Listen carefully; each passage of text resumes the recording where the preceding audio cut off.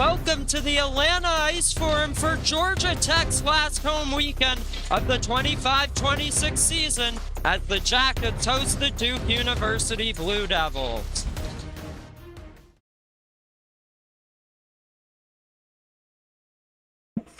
Hello everybody and welcome back to the Georgia Tech Hockey YouTube channel. I'm Sterling Caligeris, back with Patrick Sharp. Second broadcast in your career. Pleasure to be back. Well, everybody, the season is approaching a bit of a close. We haven't really talked about this before, but this is my last year as a student here at Tech. Wanted to make sure we could get you in for one more broadcast before we end out the era. Yeah, it really has been a great year for Sterling. I mean, I'm sure everybody at home has liked it so far. I think Sterling's done a great job this year, and hopefully we can get him a good send-off this weekend.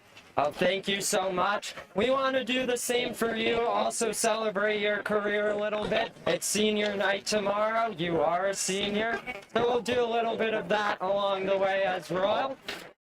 But we're here to broadcast some hockey first and foremost. Georgia Tech taking on Duke after a really tough loss to KSU last weekend. It was a packed out Ice Forum. Could you just speak a little bit to the effect it might have on you as a player playing in front of such a great environment? Yeah, I will say whenever this Ice Forum gets packed, even though it's a few hundred people, maybe no more than 300, it still sounds so loud. One of the loudest places I've ever been in when everybody's moving. So I'm really happy that they get to play in front of a fan base like that tonight, so we'll see how it goes. Well, it was absolutely electric. We're hoping for more of that here tonight. Tech taking on Duke in a battle that has big implications on the ACC playoff race. Now for Georgia Tech, they can win the division this weekend.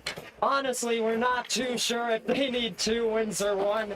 But if they win the division, they would get a first-round bye in the ACC playoffs. Why is that so important? Winning the ACC realistically is the only way Tech's able to qualify for the AAU National Tournament. Now, you got to play in that last year. How was that experience? I think it's really fun. We had it in Florida, Jacksonville, Florida, so I'm sure it's something the boys want to go back to this year. Now, for Duke on the other side of the sheet, they're battling for an ACC playoff spot. They sit 12th in the conference. The top 12 teams out of 14 make it. They're in 12th with 4 points. George Mason has 3. Princeton has 2. So they're going to look to get some more insurance points here this weekend. Now, in terms of the actual matchup, a couple key players we want to talk about. For Georgia Tech, Rowan Agarwal back in the lineup has 4 points in his first 4 collegiate games. How about that out of a defenseman? Yeah, absolutely. And I think that the last time I was here, I got to commentate his first collegiate goal, so it's really fun to see. And happy to see him out there again, and hopefully he can make some magic happen. Of course, as always, Ryan Graff, the starting goaltender. These two teams engaged in quite the recruiting battle last offseason for him. Obviously, he's here at Tech, and we're very happy he's here. But that's an interesting storyline for tonight's matchup. Now, quickly for Duke, how about Jason Sendek, number 14? Absolutely. He's almost a point a game is what I heard. And I also understood that he scored 2 goals and had 1 assist in a 5-4 overtime loss in Virginia during the ACC tournament, which is a little bit of a stat read that Sterling gave me right before the interview. And really, quite honestly, pretty impressive. I mean, those are good numbers that probably show up pretty well for the team. So I hope to see him out here tonight. Also keep an eye out for defenseman Lewis Lapham, who just had 2 goals in Duke's most recent game at Appalachian State. We'll step aside here for a second as puck drop coming up right next. Thank you all for tuning in.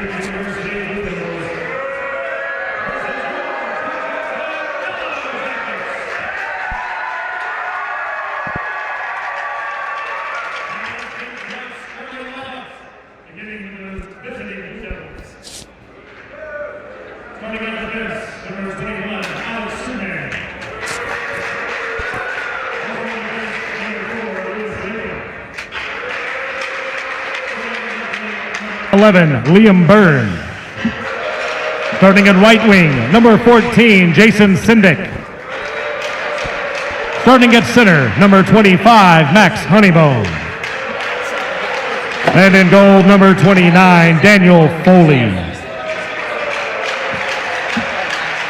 And now the starting lineup for your Georgia Tech Yellow Jackets. Starting on defense, number 15, Rowan Agarwal. Also on defense, number 19, Levi Miller. Starting at left wing, number 25, Jack Gawley. Starting at right wing, number 13, Keegan Goodell. Starting at center, your captain, number 10, AJ Tagliamberto. And in goal for your Yellow Jackets, number 30, Ryan Graff. Fans, tonight we have some very special guests. Please welcome Georgia Tech's choir club, Nothing But Treble, here to sing our national anthem.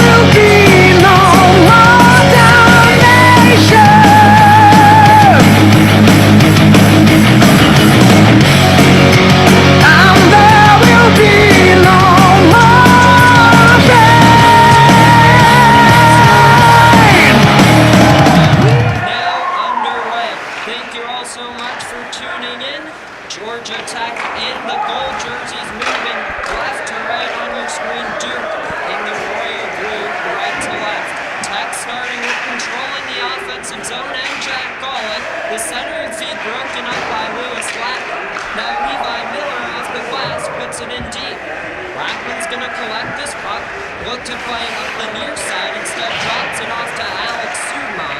And back with Lapham off the wall. Agarwal looks to keep it in there. And this one dumped into the zone, deflected by Jason Sendak.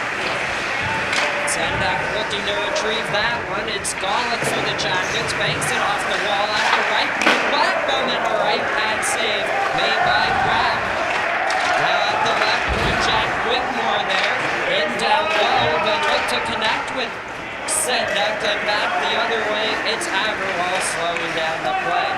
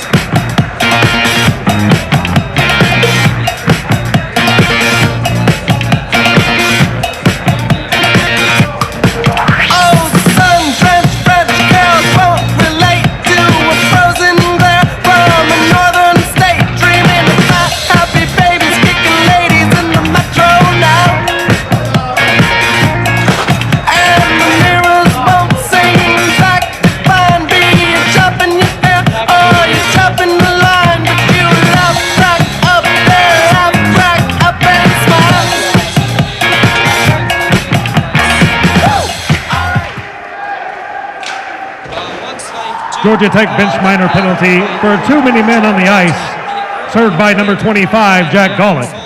Time of the penalty, 1:14. What do you think to do? Just have one shot, Tech none so far. I have to agree. I just realized I'm supposed to keep track of the shots. Here we go through this Duke power play. A minute 30 left on it as Tech got a couple of early clears. They look to break it out here. And a couple of weaves from Kevin Dugan. Dugan slows up. Here's a one-timer blocker to side on Miller there. Tech looks for another clear. Miller keeps it in momentarily and a short-handed ball. Ethan Miller on circle and he sailed it wide. Glove side of Foley. Good short-handed ball for Molnar. He's not done yet. The backhand wide of the goal. Very close and a nice short-handed shift for number 22. Duke will stretch it ahead far wing to Alan Chow here, and this one deemed offside.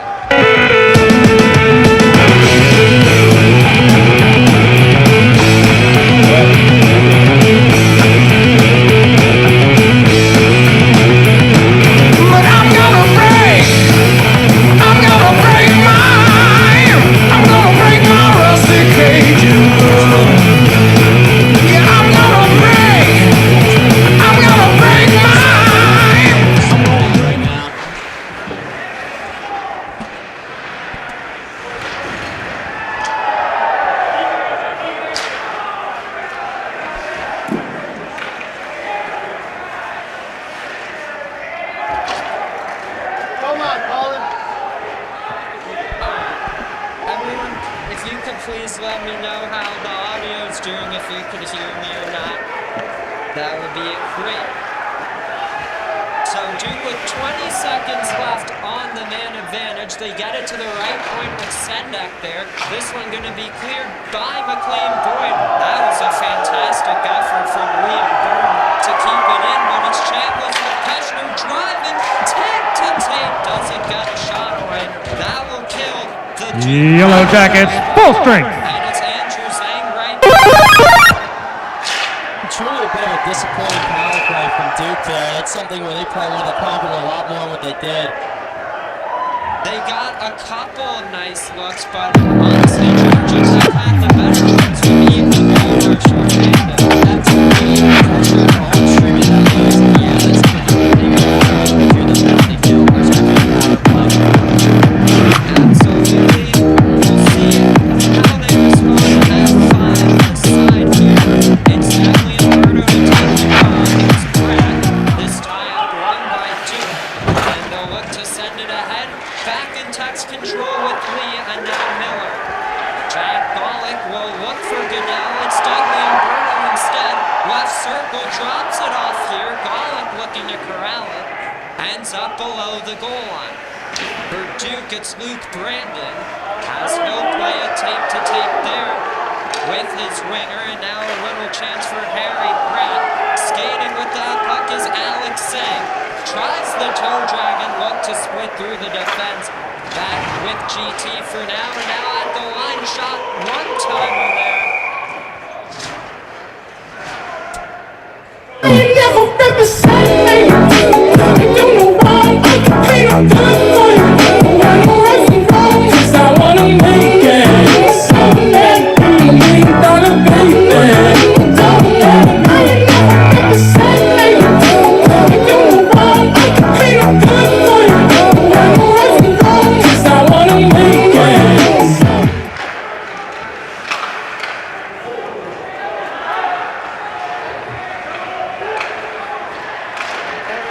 Thank you for bearing with us. Having some difficulties, and as of now, we don't have anyone manning either corner camera. Oh, wait, we actually do. Look at that. Who's there? I think that's Andy Holdren's dad, Chris, helping us out. So thank you so much.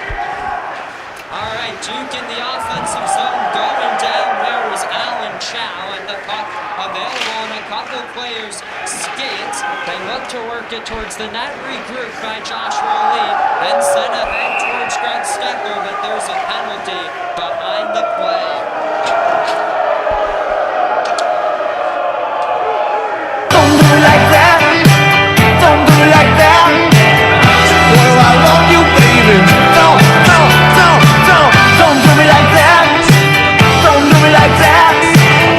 What about you, baby? Don't do me like that. 'Cause somewhere deep down inside, someone is saying love doesn't last that long. I've got this feeling inside, night out and day, and never can take it no more. Georgia Tech penalty to number 20, Greg Steckel. 2 minutes for tripping. Time of the penalty, 4:53. Patrick, want to entertain the fans? Absolutely.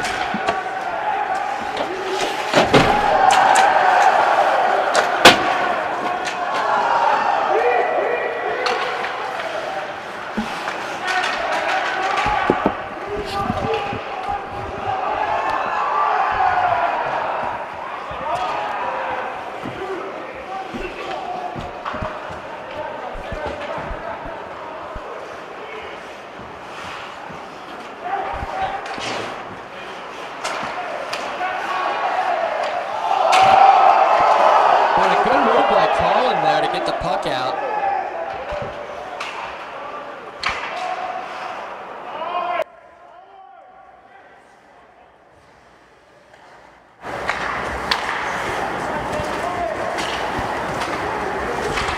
I think I know what's going on. All right, let's see if this is better. Thank you for your help, Patrick. 13:45 remaining here. I'll update the clock at the break. Duke's got 34 seconds left on a power play. They get it to Sunman, and now right point Lapham. His shot deflected wide as Braden King and now Jack Golick look for the clear. It's Golick shorthanded, one-on-one here for number 25, a little deep, trying to work around Alex Sunman, but nice defensive work with 10 seconds left on the power play. This one deemed an icing. It's just one of those It's not. days where you don't want to wake up. Really bad. Everybody sucks. You don't really know why, but you want to justify.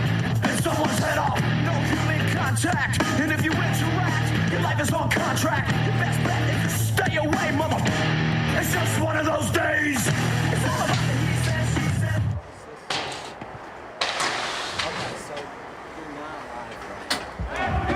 Yellow Jackets, full strength. I'm not really able to watch the game. I'm busy doing this. I'll get someone for the third quarter. Yeah. This is bad.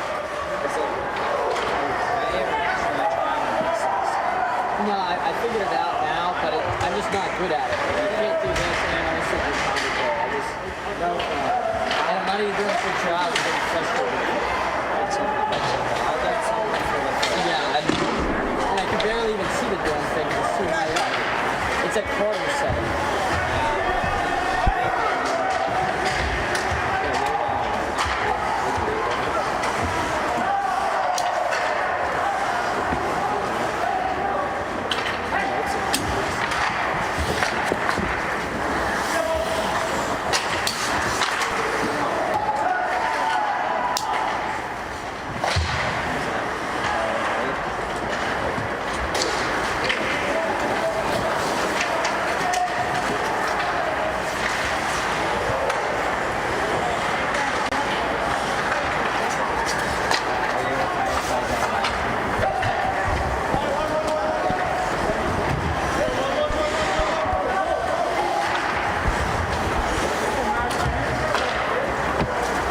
Alright, everyone, so 11:40 left in the first period.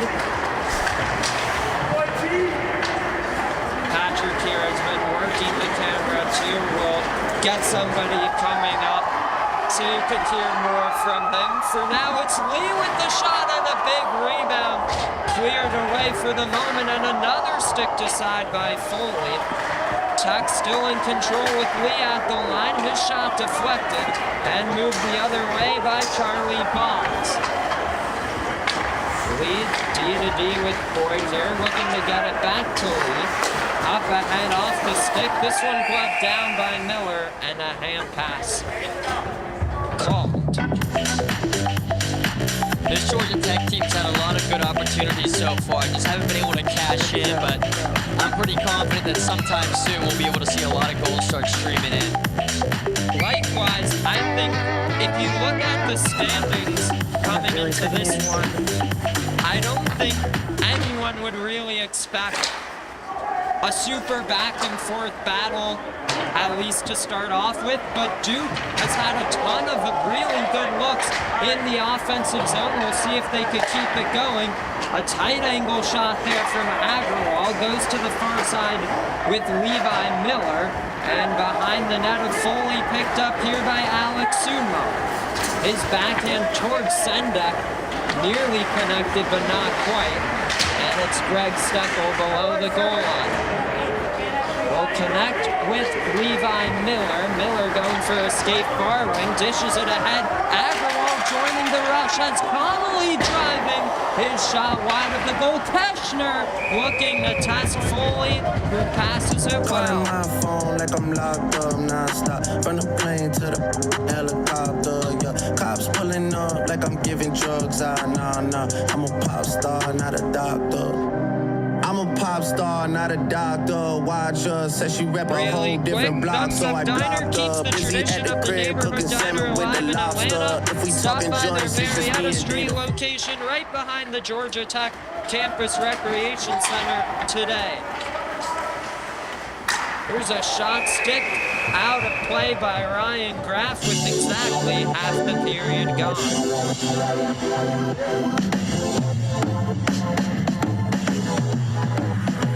Yeah, we talk about it every single game. Amazing partners, Thumbs Up Diner is, if you go, I'm not sure if it's up exactly now, but should be within the next week or so. What a weird bounce that was. You could find a Georgia Tech jersey at Thumbs Up, signed by all the players. Yeah, it is quite nice. I think it was a very special gift to give Thumbs Up. And yeah, very happy to have them as our partners. They've been with us this whole time, ever since last season. Really helped us out with growing the product, so thank you, of course. There's a big chance that one, they score! Crashing the goal and collecting that rebound. Duke's up early, 1-0, thanks to number 17, Kevin Dugan. Take a look at that play again. Just putting the puck on net creates the opportunity. And from the ice, Dugan able to backhand it home for the 1-0 lead. One of those scrappy goals, but they count for all the same, right, Sterling? Yes, they do. And if you're Duke, can't be much happier than the start you've had so far. Up 1-0. Tech Duke goal, looking to respond. scored by number Molnar looked to 17, connect Kevin Dugan. with Prasanna. This one deflected into Assisted by Daniel number Foley. 9, Jack Wigmore. Yeah, you mentioned Time of earlier, the goal, not many people would have thought 10:09. Duke would have been able to hang with the Georgia Tech Yellow Jackets, but right now they look pretty good. To be specific here, we mentioned in the pregame that that Duke had 4 points in the standings. Georgia Tech currently sitting at 18. So a big difference there, but it's Duke up 1-0.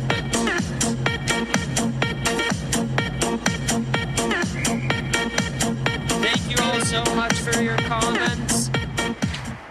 The one on the camera on the defensive zone. Oh, what a move from Jorkus looking to test Foley. Aiden Roy top of the zone. This one deflected and played the other way. Looking to connect there with Daya. But yes, we're a bit understaffed tonight. We have nobody operating that camera. So we hope you enjoy the tight shot of Ryan Brown.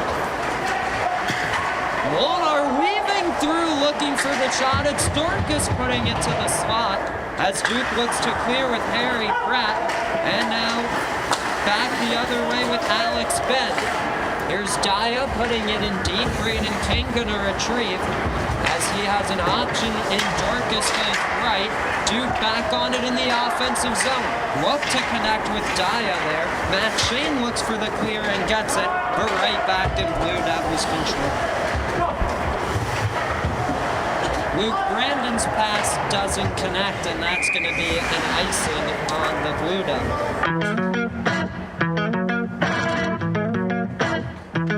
Carter, did we end up with any suspensions from last game? The only one who would have been suspended is Greg Steckel, but he's back here tonight. All good, no suspensions from that one. Sawyer Howe not in the lineup for Tech tonight, but he only had a 1-game suspension. This one just out due to personal reasons. And how about that, Patrick? In the 2 games you broadcasted, he has not played in either, but currently has 18 goals in 18 games played. All I'm going to say is very few people have seen him and me on the same sheet of ice. This is true. Sawyer Howe, freshman sensation, has made his mark on the team immediately. 19 years old out of Peachtree Corners, Georgia. Andrew Zhang here looking for an option. Has some pressure there from Liam Byrne. And this one connects with Luke Brandon in the skates of Matt Shane, who will put it back in for Foley to play. Foley will leave it off to his defenseman here. That was Charlie Boggs, and they look to connect with Max Honeybone. Honeybone left circle, no one really there for Duke to help him out. Ruben tries to bring it to safety as they look to put it back on goal. Broken up by Boyd, and he'll cruise down the right wing. Cuts back towards the middle, has some room in the slot, but the entry was offside.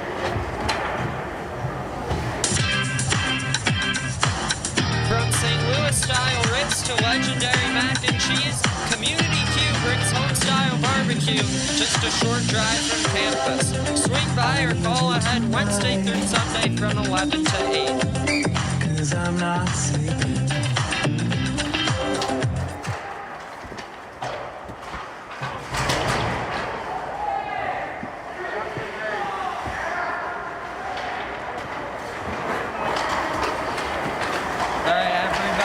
Just listening back to the audio. I think we're good, but let me know if it's still too loud. Georgia Tech with 7 minutes left in the first period, down by 1 to the Blue Devils. They've had some good looks since the goal against. We'll see what they can do here with Levi Miller. This one sent back into the zone by Jack Wigmore, and Joshua Lee will get there for Tech. Swings it around the wall, back to Miller, as there's some good pressure from Kevin Dugan. To the line it goes, shot deflected there from Alex Sunmond, and back with Rene Persona for the Jackets. Lapham will keep it in, and a big hit from Joshua Lee. Still control of the Blue Devils for now.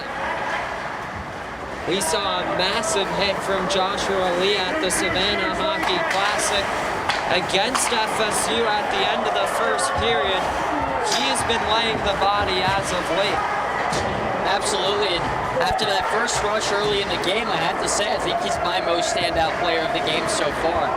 Maybe we should give out some stars of the game at the end of it. Sure, I wouldn't be surprised if he makes it as one of them. He was the MVP in that FSU game back in Savannah. Lewis and I on the call there, we did a little bit of voting for that, so that was me a little bit. But yes, he had a phenomenal game. Ethan Molnar draws a penalty there. Good hustle by him. I mean, typically I just would have dropped my stick and gone to the bench, but he drops his stick and he keeps playing and draws a big penalty there. Looks like a trick called on Alex Zek.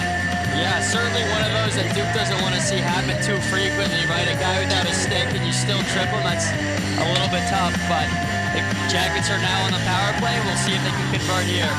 Molnar's been really showing some creativity this spring when it comes to playing without a stick and still trying to keep control for your team. Doesn't matter for him if he's got a stick or not. He's going to put in the effort, and he's won his team a power play, their first of the game. Absolutely. That guy always works with a lot of magic. Alex Jane. Just wanted to finish the thought. Joshua Lee against FSU. 14:30. 3 assists Your yellow in the Jackets 7-6 are win. on the power MVP play. of that one. And for now, our MVP, I guess, here tonight. Ethan Molnar, right wing, 1:30 to go on the power play. Jack Golick, top of the right circle, curls back here, looks for an option, and Boyd gets it to him, eventually top of the zone. Now left point shot deflected wide into the near corner. We will pick it up below the goal line, look to connect with Golick as he'll go down. Colin Dorcas looking to corral it to safety. 2-on-1 battle there with Golick and Dorcas for the Jackets. Golick comes away with it, looks to send it back door. A good breakup of the pass there from Mike Miller. At the right point, that's Boyd, and now Molnar near flank has 2 Blue Devils on him. They work it to the goal line with Golick. Off the wall, that's Boyd at the line as he'll survey, get it back to Golick. Cruises in, top of the zone, on his backhand. Boyd looks for the shooting lane. Dorcas lets it go. Big rebound. That one doesn't go, and Foley has got it covered. Yeah, Foley's been a really step-up player on Duke's side. I mean, I think he saved just every single goal that's faced him, every shot that's faced him, but a lot of tough ones so far this game. You can see there a nice link from Dorcas, created a rebound a la the goal Duke scored, but Daniel Foley has been strong between the pipes to start. Looks like he's adjusting his mask, so really quickly, Sonny's Barbecue has been serving up craftsmanship in every bite since 1968. Discover the magic behind their signature slow-smoked meats and time-honored barbecue techniques. Tech with 20 seconds left on the power play. In front, a chance for Degli. Umberto doesn't go. Now Agarwal, top of the zone, gets a left circle to Connolly. Back with Agarwal. Looks to Cruz and slide it across. That one doesn't work out to Degli Umberto. And with that clear, the Blue Devils have just about killed off the penalty. Blue Saying Devils, back full strength. onto the ice, we skate at even strength, and it's Agarwal with the path to the net. Foley, the blocker, save. Duke looks for the clear, they get it, but back in Tech's possession with Levi Miller. Left circle shot and a left pad save made by Foley, a nice reactionary stop. Roy Dagliamberto now crosses the blue line, takes that shot, blocker aside again. He'll collect his own rebound, put it in front, Roy, and it's blocked. Good work from Alex Sunma. Tape to tape towards Lewis Lapham, who goes down.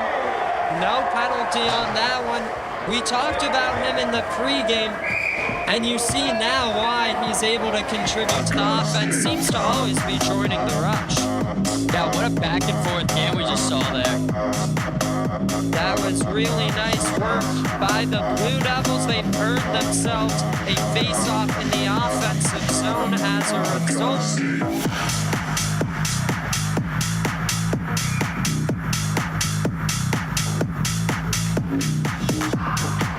Thank you, math teacher Joe, for the feedback. Good to see you in the chat as always. Thank you to everyone for tuning in here, and thank you to all the fans who made it out to the ice forum. It's been a really nice atmosphere here tonight as well. Puck in the Georgia Tech defensive end. Aiden Roy around to Keegan Goodell with 2:10 left in the first. Mike Miller here looks to connect there with his forward Benji Foreman. And now at the far glass, put in the zone by Kevin Dugan. Rimmed around the wall there. Sorry, I had the wrong camera. And it's Keegan Goodell back for Tech. Left point Miller looks to put it back on goal. They work it further in deep as that was Harry Pratt. Aiden Roy across ice feed, looks to connect with Chambliss. Has an option in Steckel. Chambliss shot denied by Daniel Foley. This one cleared, sent 200 feet, and the far linesman had his arm up, but I guess the near one waved it off. Yeah, it looks like he's believed that the Georgia Tech team didn't quite win that battle there, so fair enough. waved off it goes. It was definitely a close one. Good effort from the Blue Devil there to negate that one.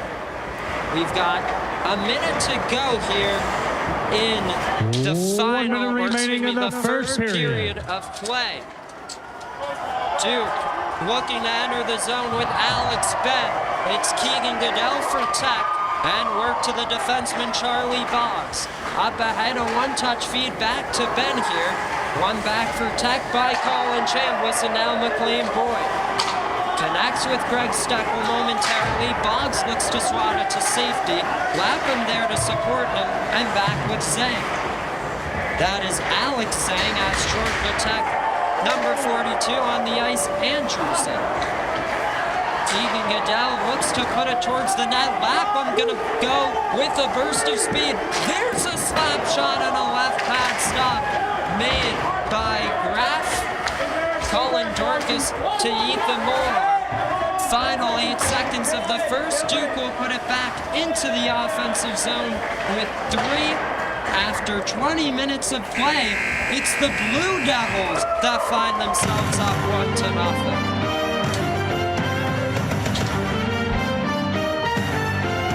I'm sure the Blue Devils are pretty happy this result, right? They come down from all the way from North Carolina. Certainly you have a few car legs going, and they're able to still loosen up and come out here and come out with a pretty good start to the period, or start to the game. I mean, good point about the travel, like you said. Usually we see these games at around 8 or 8:30. This game time was specifically moved to 9:30 to accommodate their travel, but that hasn't bothered them in the slightest. 20 minutes gone. Before we go, actually we'll do trivia when we come back. We'll see you for the second period. Not long ago, many neighborhoods had their own diner where friends and family comfortably gathered for a fresh breakfast or a cup of coffee. Thumbs Up Diner keeps that tradition alive in Atlanta, blending an urban atmosphere with friendly service for a relaxing breakfast and lunch experience. Whether you enjoy their homemade golden biscuits or famous skillet heaps, Thumbs Up welcomes you with diner favorites at prices that always hit the spot. The diner would love to welcome every Georgia Tech student, family member, and fan, so come on down to their convenient location just behind the campus recreation center. For a taste of Southern comfort and classic diner charm, visit Thumbs Up Diner today for a meal that'll leave you smiling and giving a big thumbs up. Craving real home-style barbecue that's just a short drive from campus? Meet Community Q in Decatur, your new go-to spot for mouth-watering sliced brisket, St. Louis-style ribs, and all your barbecue favorites. From legendary mac and cheese to black-eyed peas, every dish is made fresh daily, with leftovers donated to the food bank. They're open Wednesday through Sunday, 11 a.m. to 8 p.m. Swing by or order ahead to guarantee that your barbecue wishes are fulfilled. Want to mix it up for your next GT Club meeting or tailgate? Community Q's Catering has you covered, starting at just $15 per person for 2 meats, 2 sides, buns, sauce, and utensils. Community Q, always a cut above the rest. Patrick Sharp. Georgia Tech coming in, taking a shot. Pruitt with the first save. Second one, Conley there. I just want to give a shout out. We got a new freshman, Patrick Sharp, got his first career assist here in the second period on my goal. So just want to give him a shout out. Great guy, great player. You know, I got to say, we have a player on the ice with the same name of an NHL player from years ago. Number 10 for the Yellow Jackets and Patrick Sharp. There's a shot. There's going to be another on the backhand. Oh!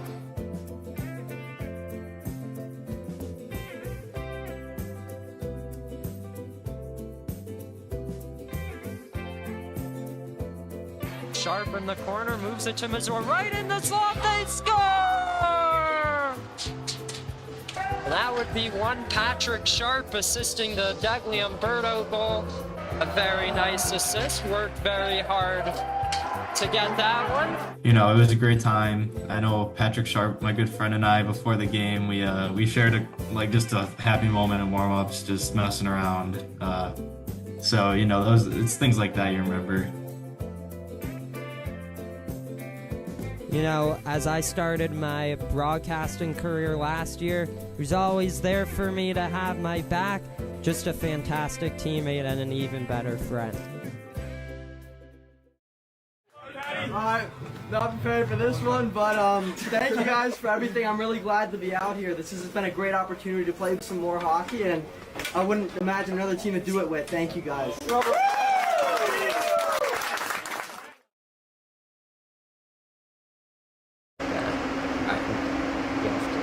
Already pressed it. No, they're red. We're rolling. Look. No, that's the whole recording. You're right. Yeah, that's right now. Alright, let's do it.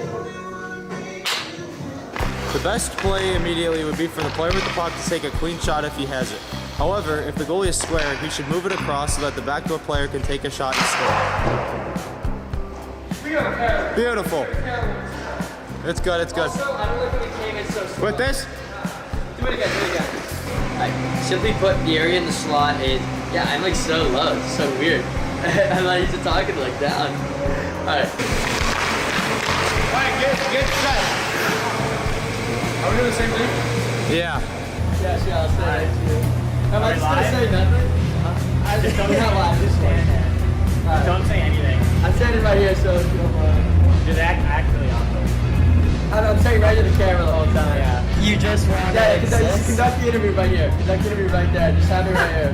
Like, I'm the first time you don't accept yeah, don't say he's not there. The answer would be one Paul Molnar. Wow, I can't believe I got that one. That was an absolute instinctual gut check there.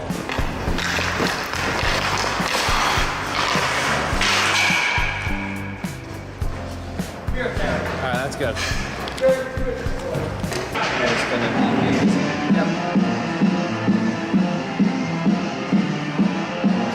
That music makes it so. I mean, have you ever seen anything like that before? I don't think I've seen it apart from maybe AQ. I haven't seen it since maybe mites or mini mites. So, But for the second time in the last 3 Tech games, fans getting ejected. are we ejecting a fan? Really? I mean, from what I understand, he's probably the biggest fan. Unbelievable.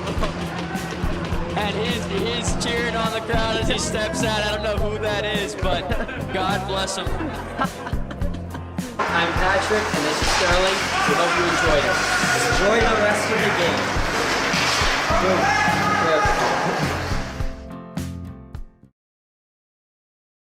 Welcome to the first edition of Broadcast Breakdown, where we're going to be delving into some terminology you may hear during a GT hockey broadcast, with the hope that we can teach you something new and maybe have some fun along the way.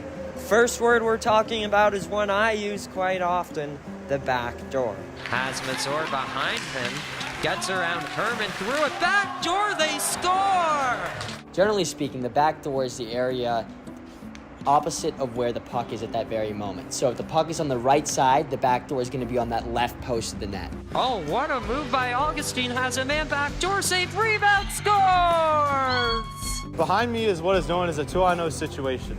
Player 1 has the puck and should ideally look to beat the goalie if he has a clean shot. However, if the goalie is playing him square, he should move it across to the weak side player so that he can take a clean shot on goal. I like to think that when you're coming down the ice with the puck, it's almost like walking to the house. As you're making eye contact with the goalie, and as you're that first man with the puck, you're basically like walking in through the front door. Now, this is pretty tough, right? There's always going to be a tough lock on the front door.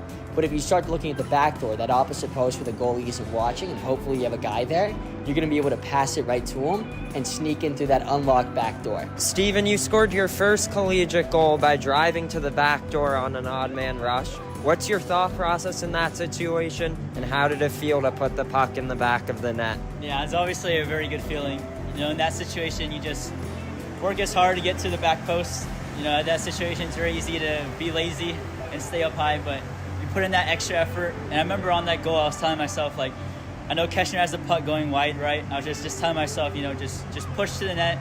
I can beat the defenseman because I'm faster than him. And then it was a good pass and an easy tap in, so it's a good play all around. It's very well executed. Goal number 1 in the collegiate career of Stephen Howe. So now from the defensive side, suppose you're defending a 2-on-1, Aiden. What's your general game plan to prevent a goal from being scored? Usually play the pass to start. I like to give Jerem the shot. I have confidence in my goalie, but if it gets closer to the center of the net, I'll try and poke at it and try and make a move or something. But it's a 2-on-1 for FSU. Skip back door, what a break up there by Ryan Peacock. If you have any terms you'd like us to break down next time, just drop it in the chat below and we'll try to break them down for you. For now, enjoy the rest of the game. All right, I'm Patrick and Sterling, and we're signing off. Back for Kotian, Hildrum left circle, across for Dorcas, he scores!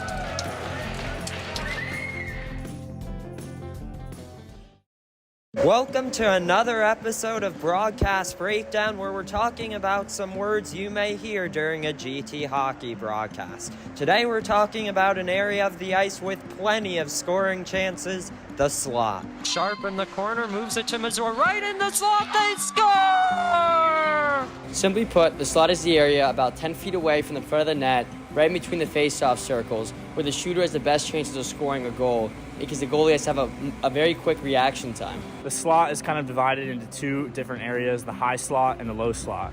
The low slot kind of covers this area in between both the face-off dots and under the hashes to the crease. This is a good area to tip pucks, get rebounds, kind of get some of those cheeky goals on net. You also have the high slot, which is this area kind of more up here, still in between the face-off dots, but kind of above the hash marks. This is a better area for those power play goals, that middle bumper guy, and a lot of one-timers get scored in here. On some power play setups, there's an essential role known as the bumper, which is responsible for taking a lot of quick shots and passing the puck around quickly from the high slot. They're always trying to find open space and always trying to create those great opportunities for them to be able to score or move the puck effectively to whatever player is open. Jack, you've been very good at converting scoring chances when you reach the slot. On a play like a rush, when you get to the slot, What's your mindset? What are you thinking trying to score there? Yeah, so when I'm in the slot, typically I'm aware that there's usually going to be pressure coming rather quickly, so I really just look to get the puck on net and go for a rebound, because most likely I'll have one of my teammates in front looking to convert. What's been your favorite goal you've scored this season from the slot, and what made it so memorable? So our game at home against UGA in November, the second goal I scored in the slot was probably the most memorable.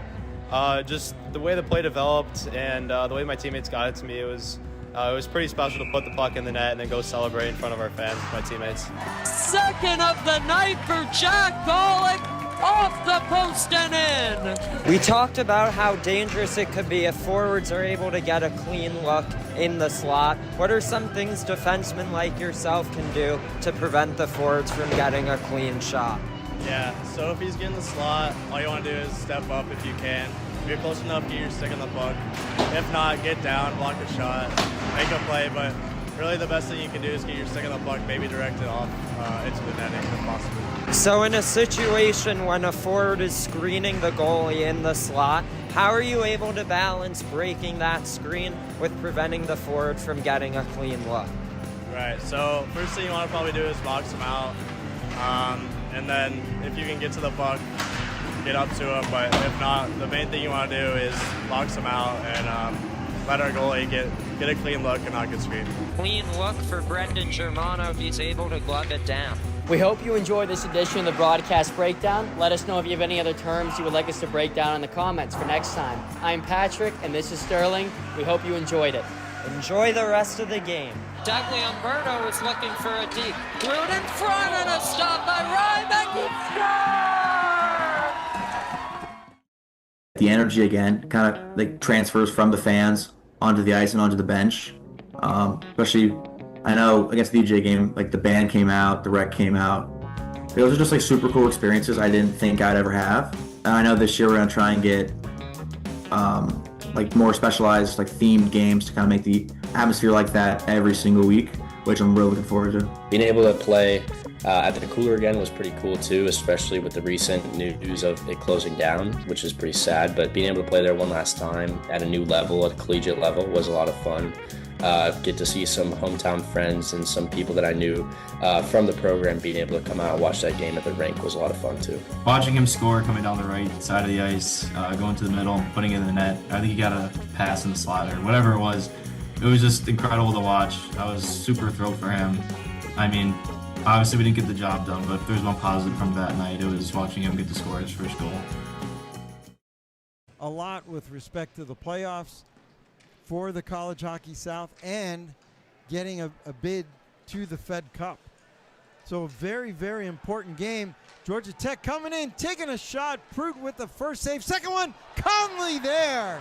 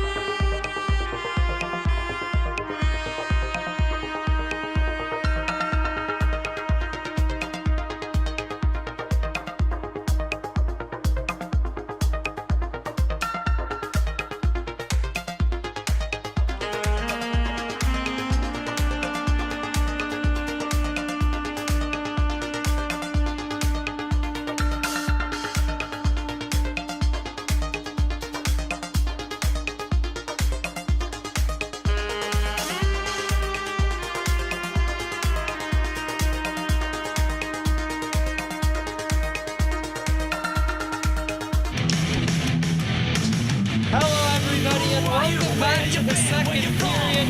Georgia Tech taking on Duke. I just realized I did not get the updated shots on goal. I will do that at the next whistle. But we have somebody to introduce here this period. Patrick's taking a break for the second period of play. We have some of my other good friends here in the building tonight. One of them, Ritvick, hello. Hey, what's up? Welcome to your broadcasting debut. Ritvick here is from Pittsburgh, Penguins fan. So he knows a little bit about some very good players in Sidney Crosby and the crew. I'm very happy to have you here. And frankly, I can't believe it.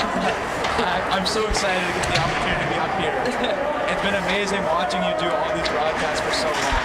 Oh, thank you so much. You've been a terrific supporter. I really appreciate it on the outdoor game. That was a special one on ESPN+. I remember your awesome Instagram story about that. Made me feel very good. Even though I only got to call East Carolina goals, it was still a pretty fun moment for me. For now, we've got a 1-0 Duke lead. There's an icing, and so let me take this chance to quickly get shots on goal.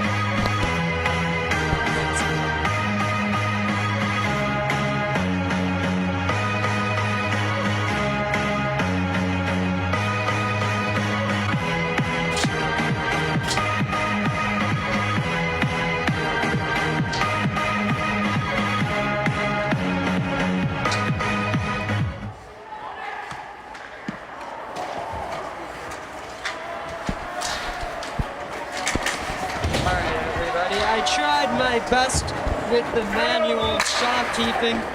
Wait, actually I did really well. It was 7-9 in favor of Tech. We got 18:30 left in the second. And oh, we do have our camera person. Fantastic. All right, we're ready for the second period now. So as I was starting to say, Duke up 1-0. Did you catch that goal from over there? I guess you were on the far side. Yeah, the first goal. At first, I didn't really know what happened, and then I saw the puck inside the goal. Yeah, it was just putting the puck on net, created an available rebound, and a beautiful backhand from the ice, swatting it in for the 1-0 lead. We talked about in the first period and pregame, Duke 4 points in the standings compared to Georgia Tech's 18. But Duke has been putting it on the Jackets thus far. It's been an even game in terms of the shots on goal, and the Blue Devils have the lead. Tech trying to do something about it, but for now, there's a shot from Sunman, denied by Graff and some extracurriculars.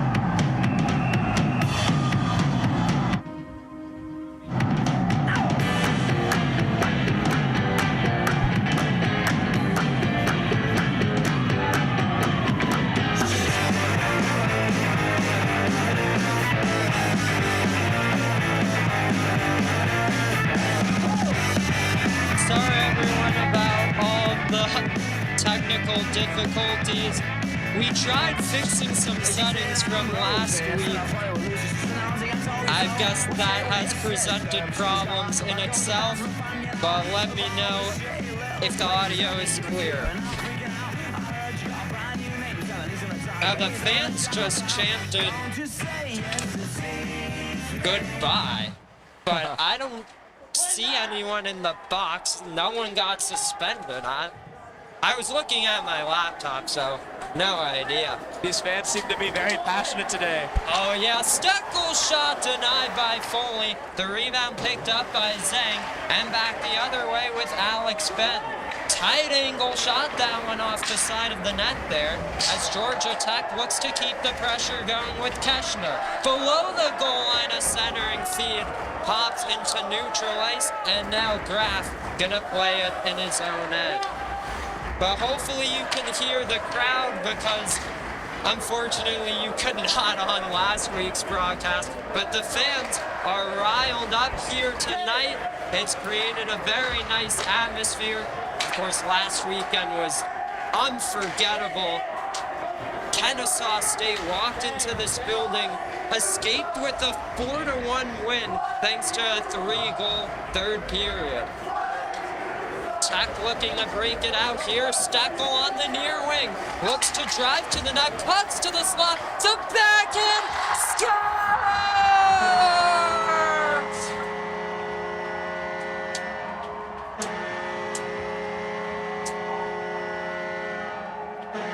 What a finish for Greg Steckel. Unbelievable dekes to the net. And he's tied it at 1. Greg Steckel, known to be a heavy-hitting defenseman, showing off the hands there as he's been playing as a forward here this spring. Unbelievable finish.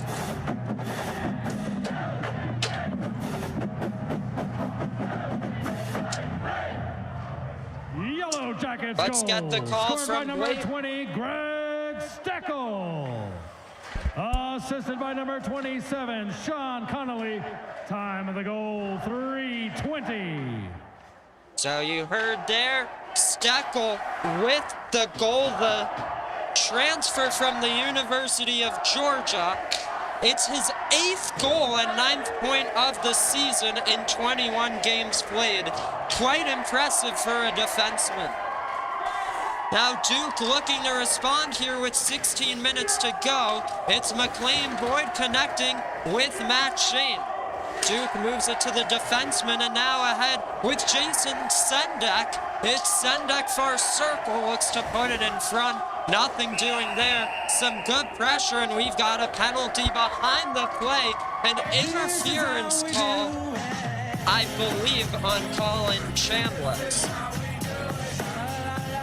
Yeah, absolutely, as he looks not so happy right in front of us.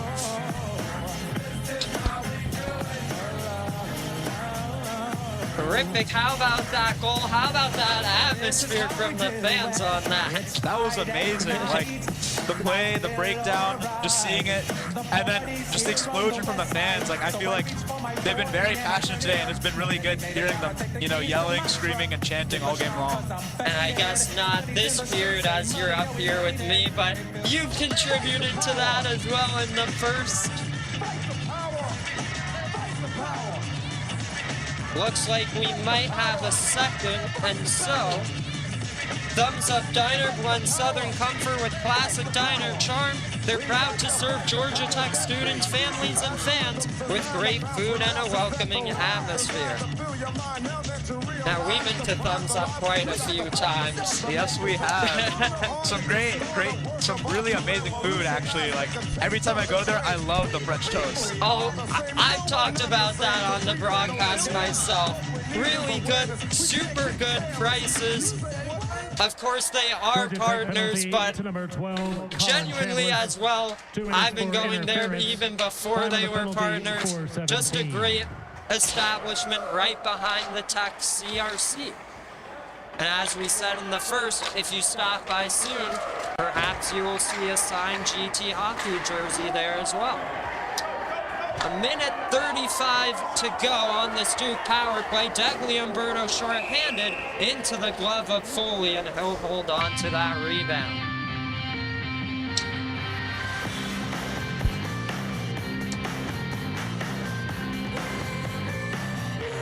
Community Q in Decatur offers authentic barbecue, always a cut above.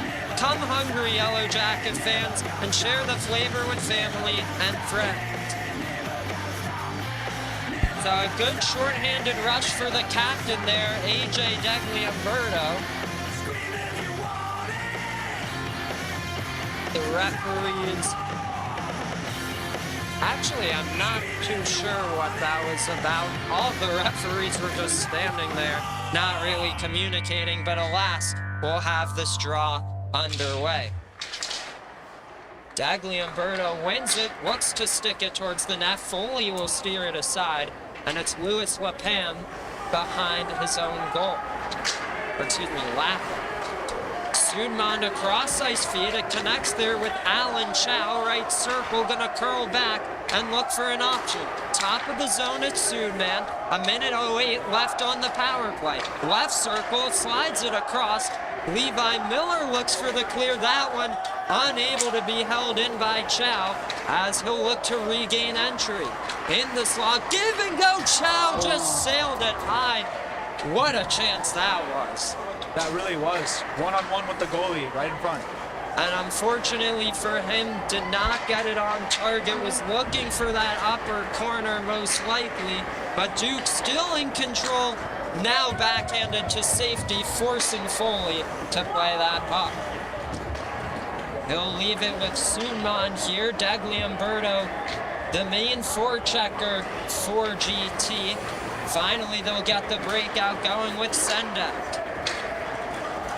Lugging it into the zone, Max Honeybone drops it off. Burns shot sailed it off the glass, just high with 10 seconds left on the man advantage.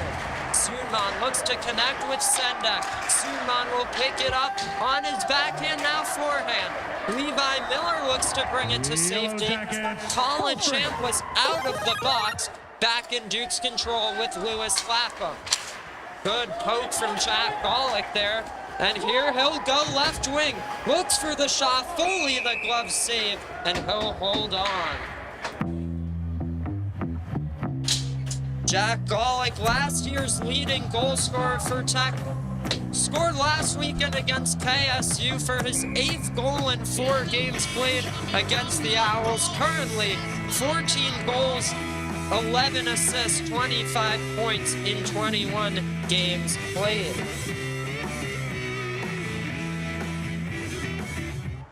And we introduced you to Jack Rippick. How is that seeing him do well out on the ice? No, it's amazing. I feel like, just going to, walking across campus, seeing him, being able to say hi, like, I saw him earlier today out of Publix. That was quite interesting. Jorkus whiffs on that one. Yeah, I was there with Jack. You came by out of nowhere. That was great to see. Yes. Love to see it when the friends get together. Agarwal out in front to Dorcas. Now Molnar right circle. Avoids the hit there. Tight angle shot blocked there. And this one pops into neutral ice.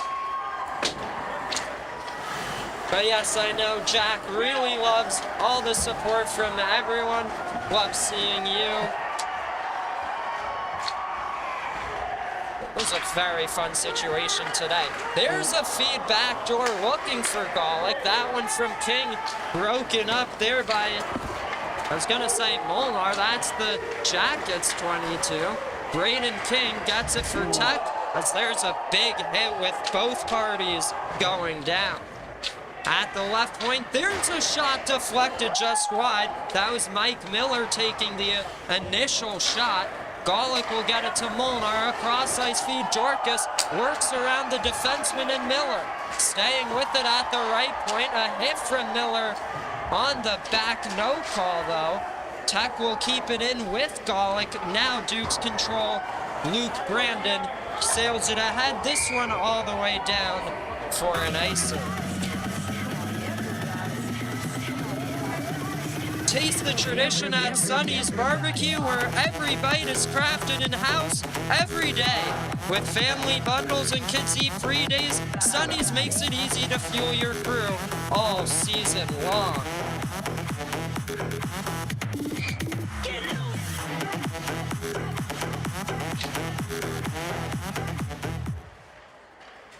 Georgia Tech with control in the offensive zone. Here's a little move from Connolly looking to drive the goal. Ends up with Andrew Zhang backhanding it to Aiden Roy. Chips it ahead near wing. Steckel wanted to get a piece of that one. The linesman last second waved off the icing there, as I guess they did say Steckel did get a piece of it. Duke looking to break it out from their own end here. There's some work from Max Honeybone, and the feed give and go right back to him. Peschner looking ahead, this one broken up, and it's Andrew Zhang has an option in Roy. Instead, he'll cut it back to the far wing. There's the cross-ice feed to Greg Steckel, skates with it up the near side and puts it in deep. Foley gonna play this one. Has a man around the wall in Jack Wigmore, and now at the far wing back with Tech. This one is Charlie Boggs, and now Wigmore looking to get it out. He does for now. There's some good pressure as Wigmore looks to dig it to safety. Has a man up ahead in Alan Chow, but it's won back by Sean Connolly. Connolly right circle, lost to Kessner. His shot went wide glove side. A great look for number 18. We've seen a lot more offensive zone opportunities for Georgia Tech in this middle frame. Half the period expired. There's the centering feed looking for Shane. Didn't get a shot away as there was some good pressure. Chambliss on goal. That one caught and held by Foley. Did we shout out Sonny's? I think we did. I think we did as well. Wow, got all the ads in before the halfway mark. Look at that.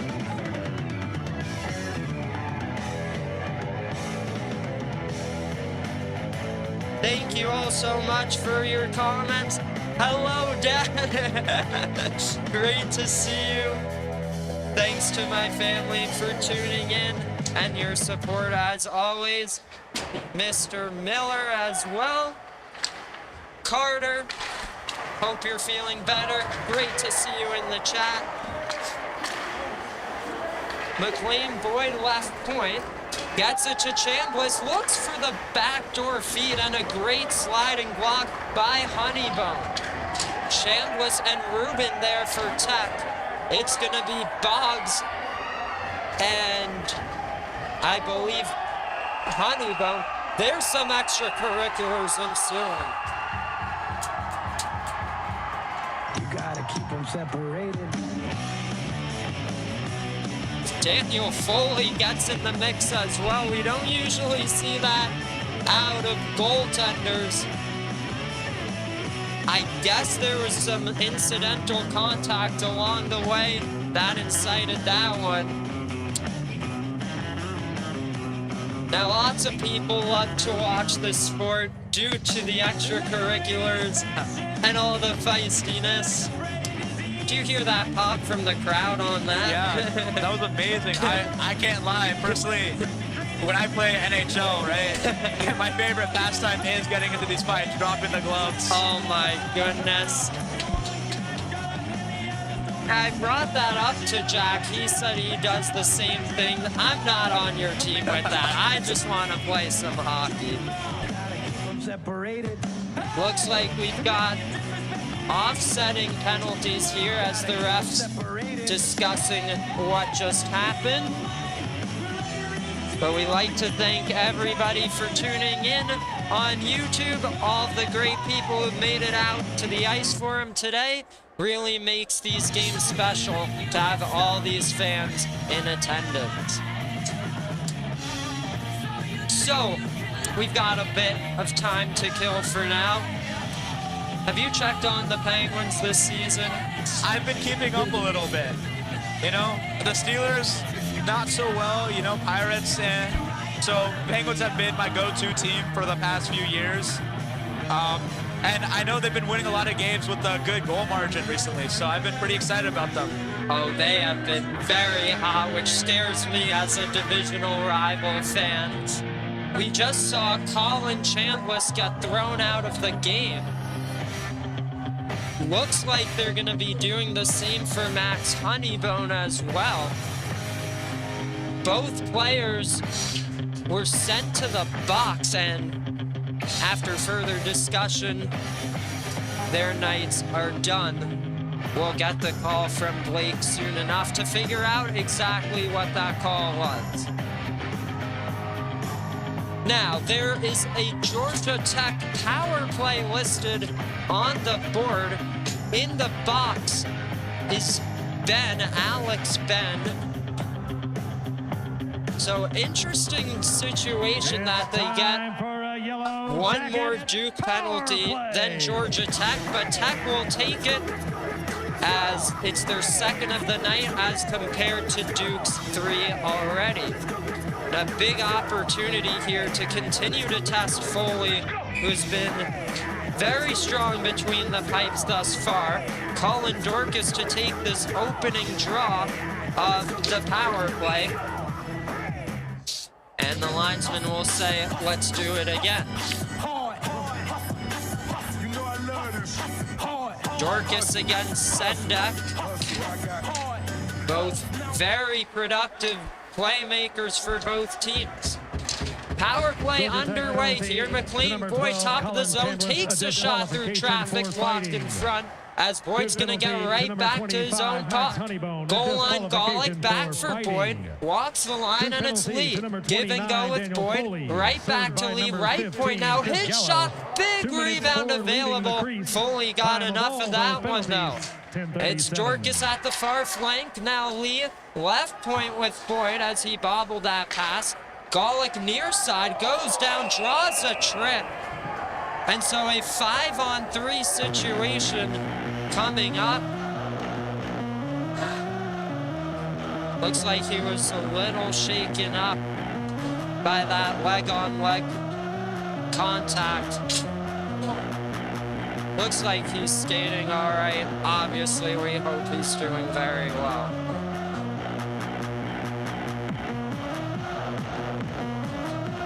All I'm gonna say is, it'd be very fun if you could hear the crowd right now. Hopefully, my settings are not broken. Yeah. 5-on-3 opportunity for Tech. 1:22 seconds up to men. We'll see what they're able to do. Dorcas against Sudman on this draw to the left of Foley. tie up here, one back for Tech by Jack Golick. Lee, near flank, top of the zone, Boyd spins it to the far side with Dorcas, gives it back, Boyd. Plenty of room for Lee. The backdoor feed broken up. Duke got a piece of that one, and it's cleared to safety with Sudman giving chase. Lee cuts back, looks to hit up McLean. Boyd here turns it over, and it's an opportunity for Alan Chow. Puts it through the legs of Lee. Graf steers it to Ethan Molnar there as he'll look to start the rush. Plays it near side, Joshua Lee, 38 seconds of 5-on-3 time remain. Molnar in the slot, looks for the shooting lane, that one turned over to Chow and cleared to safety once more. Dorcas with 25 left on the 5-on-3. Lee into the zone at the far wing. Gonna reverse to the near side now, has Boyd top of the zone, they'll reverse positions. Boyd left point, Lee looking for that lane. Dorcas sends it to the bumper, and Molnar now Boyd. His shot goes wide, looks to score. Colin Dorcas, the 5-on-3 goal, sneaks it by Foley, and it's 2-1. Wow, what a goal. A wrap around the goal itself. Oh my goodness, you could hear there. I wasn't even too sure what was going on there. Sneaky play for Colin Dorcas for his 5th of the season. Now, one of the best parts about that, if you're Georgia Tech, that goal was scored on the 5-on-3. As such, power play time does remain 40 seconds to be exact. Yellow Jackets goal. Let's listen to the call. 7, Colin Dorcas. Assisted by number 23, McLean Boyd. Time of the power play goal, 12:34. So there you have it. That's Colin Dorcas. 26th point of the season in his 22nd game. Of course, another phenomenal season he's had at Tech. And of course, we'll be celebrating him tomorrow night on senior night. Blue Devils, full strength. Jason Sendek out of the box. Power play over for Tech. But I'd say pretty successful getting one on the board to take the lead. Miller looks for Keshner here. This one behind Degli Umberto. A shot from Sean Connolly doesn't go. It's going to be tried to be cleared there by Harry Pratt. And now Lewis Lapham.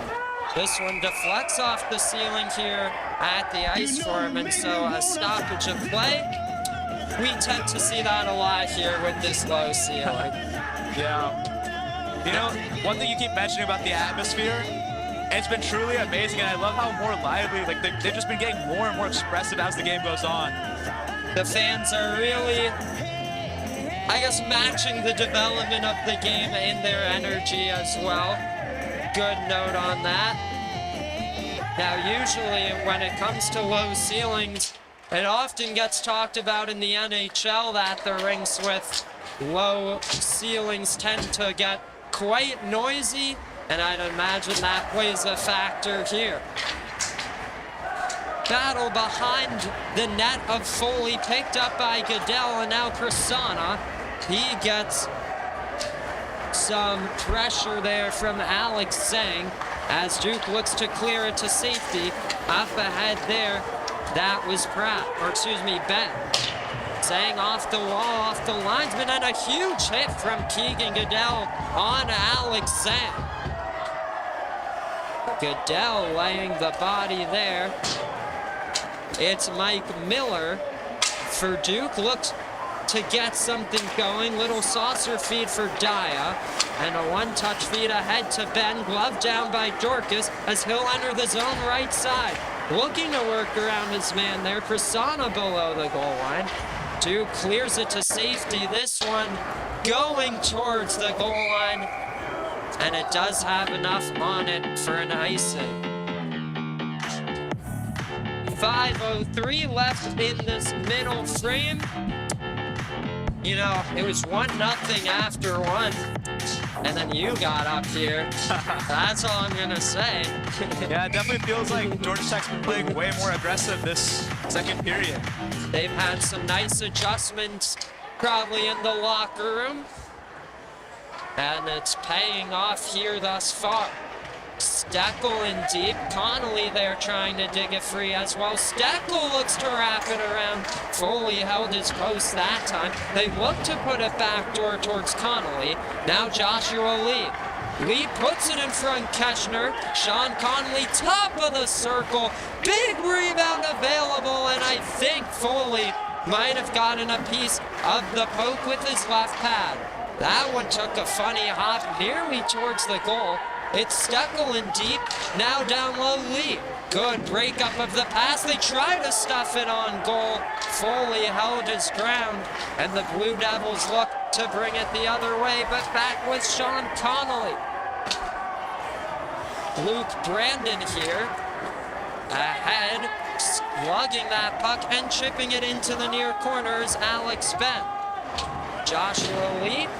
Kevin Dugan, F1 there for Duke. Sean Connolly into the zone, looking to get it by his man, Luke Brandon.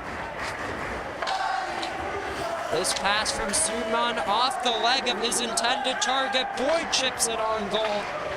Directed to safety by Foley there. As Steckel looks to lay the body, it's lugged the other way by Sudman, and now Byrne. Liam Byrne's shot sticked aside by Graff. As Duke looking to test the Tech netminder a bit more in the second period after the play's been in their end most of the time. They look to stuff it, trying to cross the goal line. The referee blew that one dead before it crossed the red line, and so Georgia Tech escapes for now. Motorsport, put that thing in sports. Shot it bad, pop on like a court. We talked about it in the pregame. Ryan Graff has been Georgia Tech's goaltender this season. First-year player here at Tech. Last spring was a massive recruiting battle between these two teams. He was just about set to commit to Duke, but Coach Colin Roberts and the rest of the staff snagged him at the last second. And of course, he's been everything and more for Tech between the pipes this season. We have a Duke power play coming up. Biblically accurate sandwich. No, please stay here. We love your support. Here's a shot denied by Graff as he saw it all the way. 4 seconds into the power play, we'll redo the same situation. Dagliamberto there to take it for Tech against Pratt for Duke. This one took a funny hop right by Sunman, and it's going to be played by Foley right back to him. McLean Boyd, 2 minutes for 10 minutes expired on the power play. Sunman crosses the red, now the blue. Left circle looks to drive to the net, and Graff pokes that one. They look to put it back in front. That one went just wide there. Duke really crashing the goal in these most recent minutes. A feed to the bumper broken up. Rowan Agarwal, a 3-on-1 short-handed rush. Agarwal looks for the backdoor feed. Dagliamberto off the side of the goal. Good work by Foley to cut off the angle. How about that? A 3-on-1 rush, short-handed for Tech. Duke looking to put it back in the zone as they are the ones up a body. Another clear for Tech, though. Sunman rims it around. Molnar there for Tech. Looks to cut it in front. The backhand denied. That one stayed out. The referee saw it from the goal line. Georgia Tech with some crazy looks. A breakaway. Shot and score!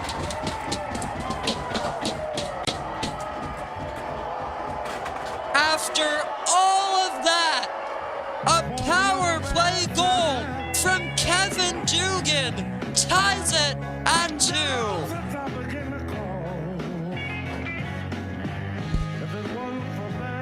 Georgia Tech with so many shorthanded opportunities, and yet just one breakdown leading to a breakaway. Dugan probably had his eyes on that top corner the whole way, made absolutely no mistake, and it's 2-2.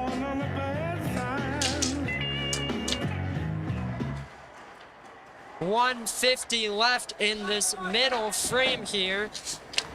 Duke goal scored on the power play by number 10. What a great second period it's been. 14, Let's see how it ends. Dorcas's drop pass ends up with McLean Boyd here, and they'll get it near wing. Boyd just flips it into the far corner. That one might have been icing, but Foley elected to play it.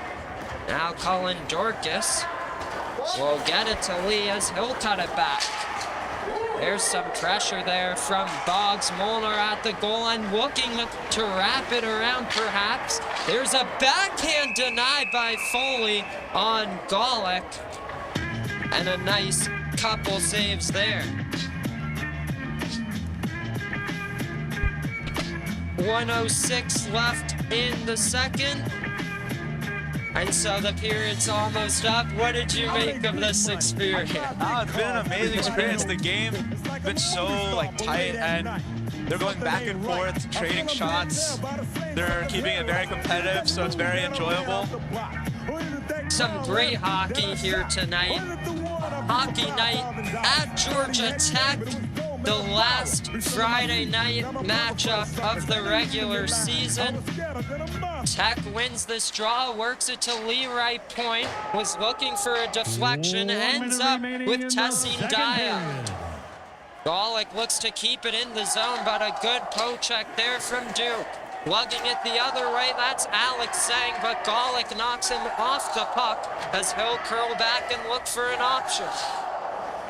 We'll work it up the far wing as he looks to turn on the Jets. There's a shot from the right circle, whiffed on it. Dorcas on the backhand, chips it to Boyd. Plenty of room, Foley the save, the rebound wide from Molnar as he had an open cage, the net dislodged. What a look, we'll see if we could catch that one on replay.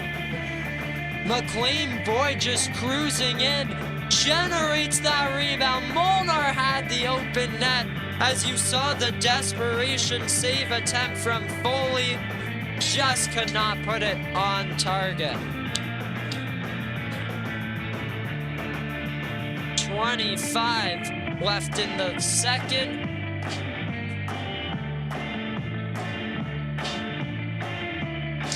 I think I've heard this song before. Nice job, Blake. Shot through traffic from Lee, gobbled up by Foley, so add one more to his number of saves with 20.6 left in the second. Now this is a goaltender who comes into tonight with a .507 goals against average. However, in the games where they accurately track the shots on goal, he has a .908 save percentage. So a very good goaltender, and we've been seeing it there. There was a tip from Golick just wide as they look to put it back in front in the final seconds. They score!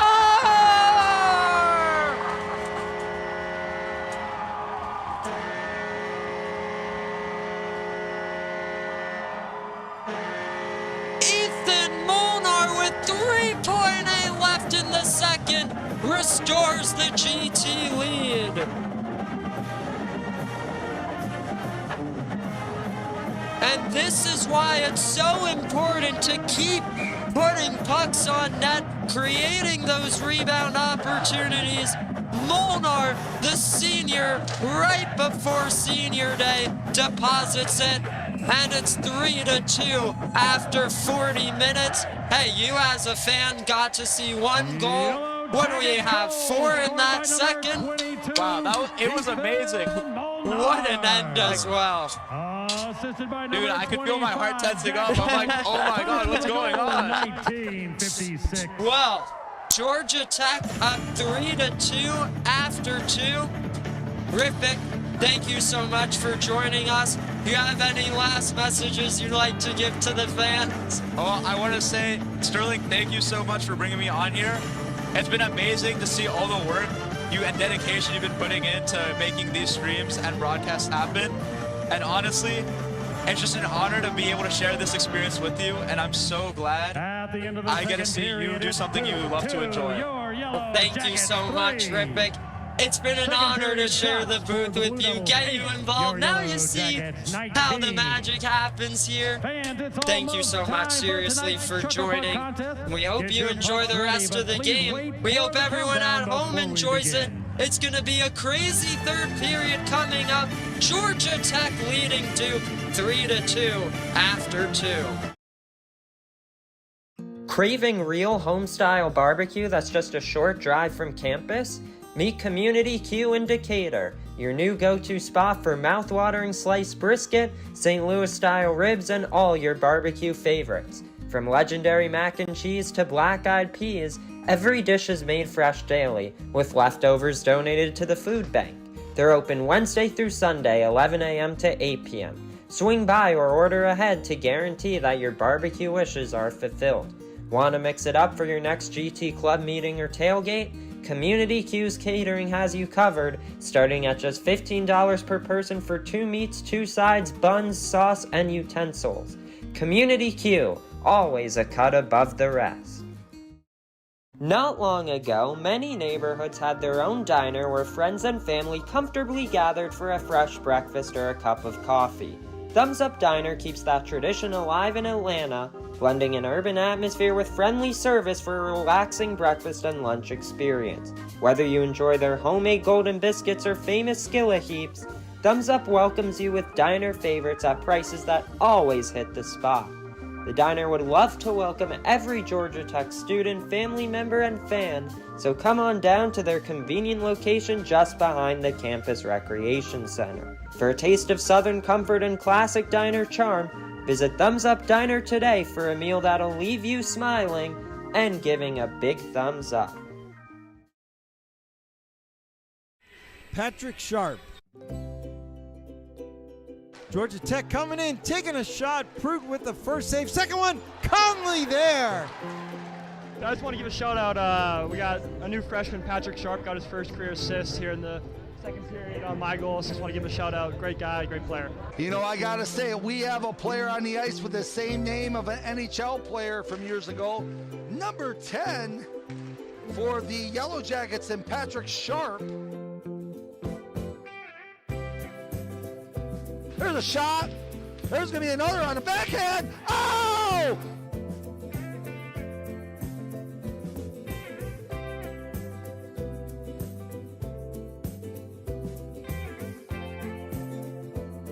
Sharp in the corner, moves it to Missouri, right in the slot, they score! And that would be one Patrick Sharp assisting the Degli Umberto goal. A very nice assist, worked very hard to get that one. You know, it was a great time. I know Patrick Sharp, my good friend, and I, before the game, we shared just a happy moment in warm-ups, just messing around. So, you know, it's things like that you remember. You know, as I started my broadcasting career last year, he was always there for me to have my back. Just a fantastic teammate and an even better friend. Alright, not prepared for this one, but thank you guys for everything. I'm really glad to be out here. This has been a great opportunity to play some more hockey, and I wouldn't imagine another team to do it with. Thank you guys.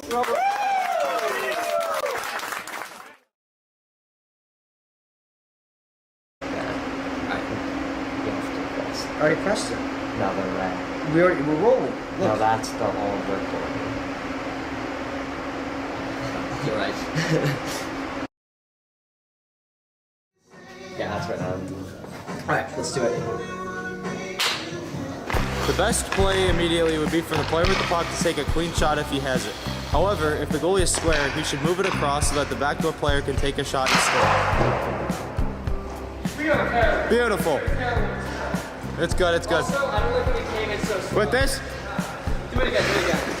I simply put the area in the slot is, yeah, I'm like so low, it's so weird. I thought you should talk it like down. Alright. Alright, get set. Are we doing the same thing? Yeah. Yeah, sure, I'll say that to you. Am I just gonna say nothing? I just don't have live, just stand there. Right. Don't say anything. I'm standing right here, so if you don't mind. Just act really awkward. I'm saying right to the camera the whole time. Yeah. You just want Yeah, conduct the interview right here. Conduct the interview right there. Just have me right here. Like, I'm the first time you Don't accept Yeah, that. don't say he's not there. The answer would be one Paul Molnar. Wow, I can't believe I got that one. That was an absolute instinctual gut check there.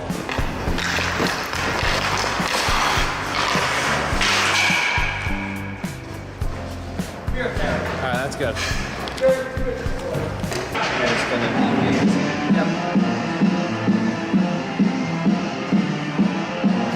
That music makes it so. I mean, have you ever seen anything like that before? I don't think I've seen it apart from maybe AQ. I haven't seen it since maybe Mites or Mini Mites, so. But for the second time in the last 3 Tech games, fans getting ejected. Are we ejecting a fan? Really? I mean, from what I understand, he's probably the biggest fan. Unbelievable. And he's cheering on the crowd as he steps out. I don't know who that is, but God bless him. I'm Patrick, and this is Sterling. We hope you enjoyed it. Enjoy the rest of the game.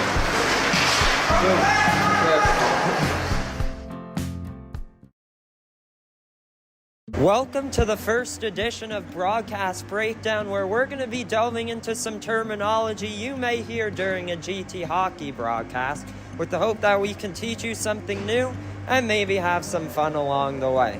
First word we're talking about is one I use quite often, the back door. Has Mazur behind him, gets around Herman, through a back door, they score! Generally speaking, the back door is the area opposite of where the puck is at that very moment. So if the puck is on the right side, the back door is going to be on that left post of the net. Oh, what a move by Augustine. Has a man back door save, rebound, scores! Behind me is what is known as a 2-on-0 situation.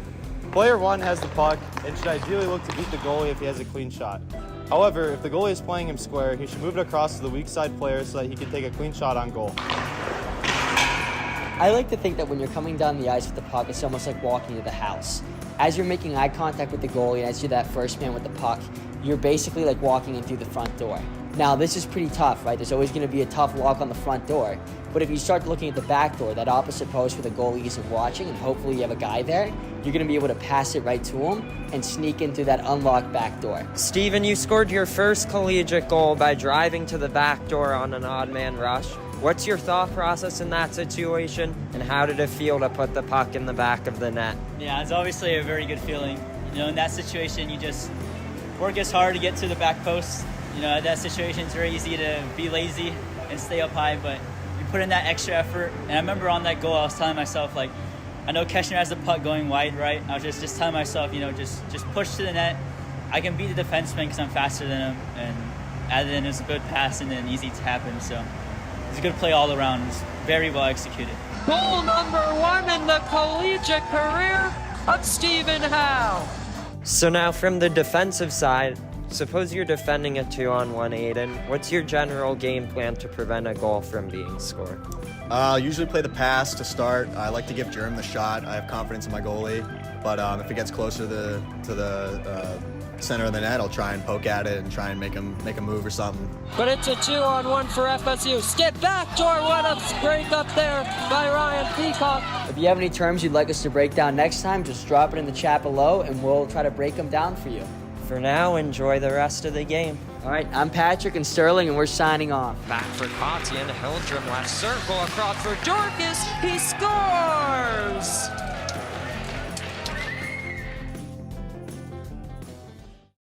Welcome to another episode of Broadcast Breakdown, where we're talking about some words you may hear during a GT hockey broadcast. Today we're talking about an area of the ice with plenty of scoring chances, the slot. Sharp in the corner, moves it to Mazur, right in the slot, they score! Simply put, the slot is the area about 10 feet away from the front of the net right in between the face-off circles, where the shooter has the best chances of scoring a goal, because the goalie has to have a very quick reaction time. The slot is kind of divided into two different areas, the high slot and the low slot.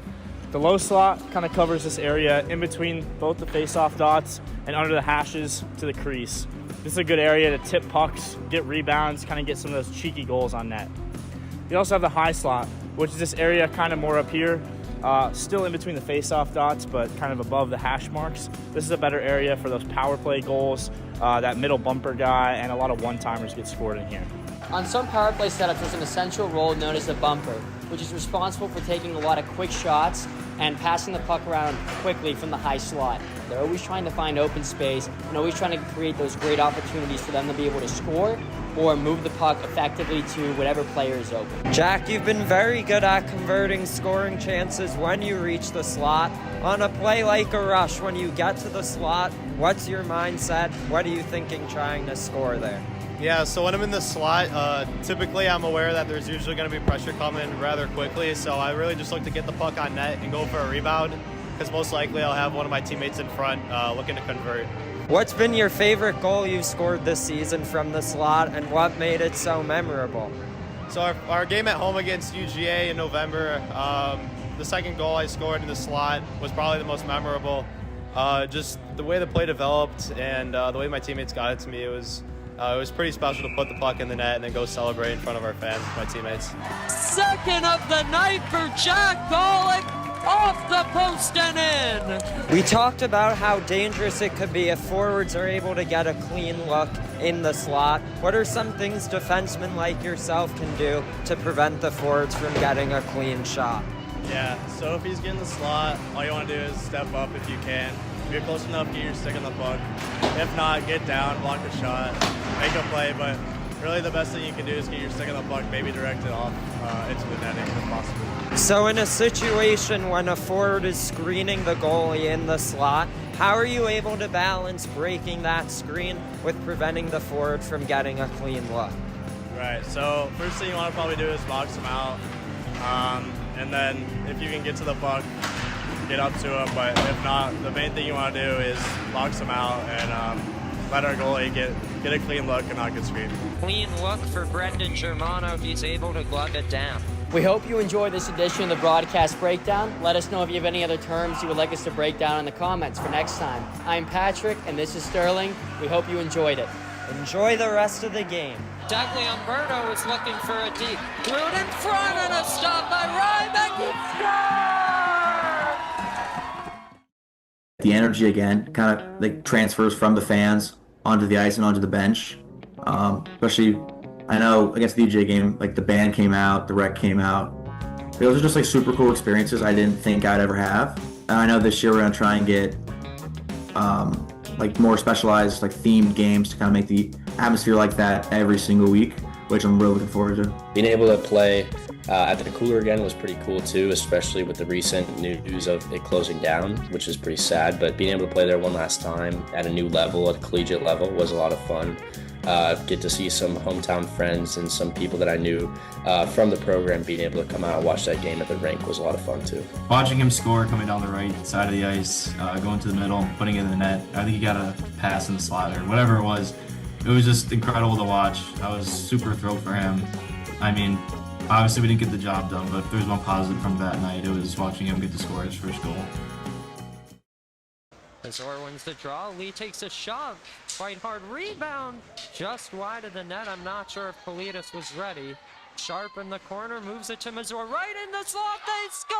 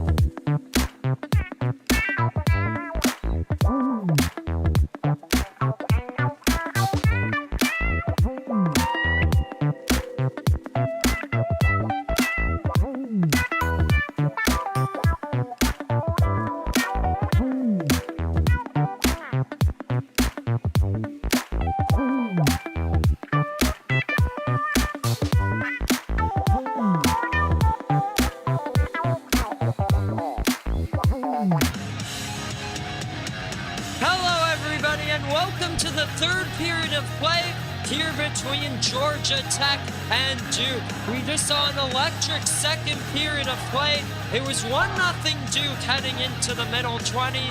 3 on the board for Georgia Tech, including a goal with 3 seconds left from Ethan Molnar. Duke got on the board with a power play goal themselves. 1 goal game into the third. I don't think anyone expected that. Yeah, absolutely not. This has been a game where a lot of ups and downs for this Georgia Tech team. They've been able to score goals. Goals have been scored on them, but thankfully they're up 3-2 after the second period of this contest. Well, as we alluded to in the pregame, potentially a win from Georgia Tech would clinch the division.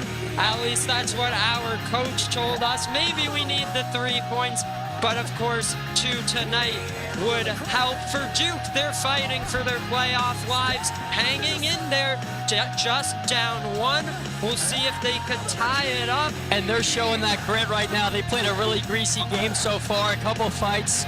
People, refs are trying to keep them classy, but it's been tough out here. We'll see how it goes in this final period of regulation time. It starts with Tech's control and Colin Dorcas. McLean Boyd shot deflected by Golick just wide as he looks to center to Molnar. He's got it at the far half wall. Looking for Boyd. This one cleared out of the zone by none other than Jason Sendak. Leah up ahead, connects with Golick momentarily. He'll deflect it all the way down. It's Lewis Lapham back on it for the Blue Devils. Flips it to safety. McLean Boyd there for Tech. As Amanda is right and Joshua Lee turned it over there to Sendak as he looks to center. That one below the goal line here as Lee will turn on the Jets. Has Golick to his right, cuts it back himself and looks to drive the goal. Lee thinking about wrapping it around, ends up on the far half wall here. Ends up below the goal line with Molnar. Little give and go, intercepted by Sendak. And the poke from Lee to prevent the opportunity from Liam Byrne. Some pressure from Miller there as he'll look to get it to Golick. A free puck now, dished over to Goodell. Has a little bit of leg-on-leg contact. As Goodell leads the body himself, it's getting a little chippy here at the start of the third. Agarwal with room and he sailed it high, perhaps deflected out of play. Agarwal stands out to me as someone who's really been able to capitalize on, or really been able to come up with some really big rushes. You mentioned that he has 4 games played and 4 points, and that really shows why whenever he gets the puck, he tries to make the most of it. Absolutely phenomenal asset to this Georgia Tech team. In a small sample size thus far, he has been absolutely excellent, and he's got the puck now. That shot deflected wide of the goal as a clearing attempt there from Jack Wigmore, held in by Miller. Skating with it the other way, Liam Byrne connects with Jack Wigmore as he'll get it in deep around the wall, ending up with the most recent Duke goal scorer, Kevin Dugan. Off the wall, that's Dougley Umberto. Look to get it towards Prasanna. A nice poke from him as he'll cut back, look for someone available. Skating with that towards the top of the zone. Miller's drive deflected wide as Agarwal will pinch in. Ending up with this one is Alex Sundman around the boards. That shot blocked in front. Tech looks to dig it free instead. Jack Wigmore back the other way, backhands it to safety. Levi Miller on it for the Jackets, reverses course to Rowan Agarwal. Now Prasanna looking to tap it forwards. Ends up with Alex Sang in the slot, doesn't get a shot away. Duke still digging for that puck. At the right point, a drive deflected wide by Alan Chow. Ends up at the goal line there with Tessin Daya. Teschner gets it free and Sundman back on it for the Blue Devils. A pass a bit out of the reach of Alex Sang. Put back into the zone there, and it's Graff leaving it to King. And how about this action so far in the third? Steckel ahead, lost it, put back in, that's Charlie Boggs. Levi Miller. Linesman blew that one dead. Is that an icing? It looks as if he's trying to, looks like as if he's trying to call an icing here. I found a little bit of discussion between the linesmen, the head ref stepping in to declare what's going on, and it is an icing. I thought it was going to be called icing, and they just kept playing for a couple seconds. I think they were just as confused as we were, the fellas in the stripes. Fair enough, fair enough. The draw to the left of Daniel Foley as a result.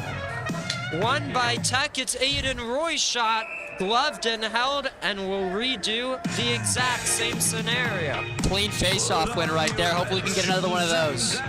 And a nice shot through traffic from Aiden Roy. Of course, we saw in that second period, putting the puck on net does not hurt. You can generate some nice rebound opportunities for yourself. Cruising with this one is gonna be Liam Byrne, dropping it off. Sean Connolly back the other way towards Zach Keschner.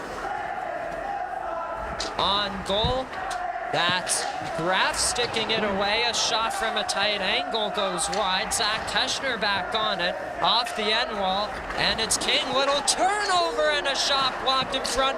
Another chance, another block, as Steckel looks to poke it out, and cruising with it, Keschner to Steckel. Give and go, doesn't connect cleanly for Keschner, but he'll stay with this one momentarily, and he'll win it right back for Greg Steckel. In the slot, a shot sails wide, blocker side, picked up by Keschner here. Backhands it towards the goal line, back with Duke.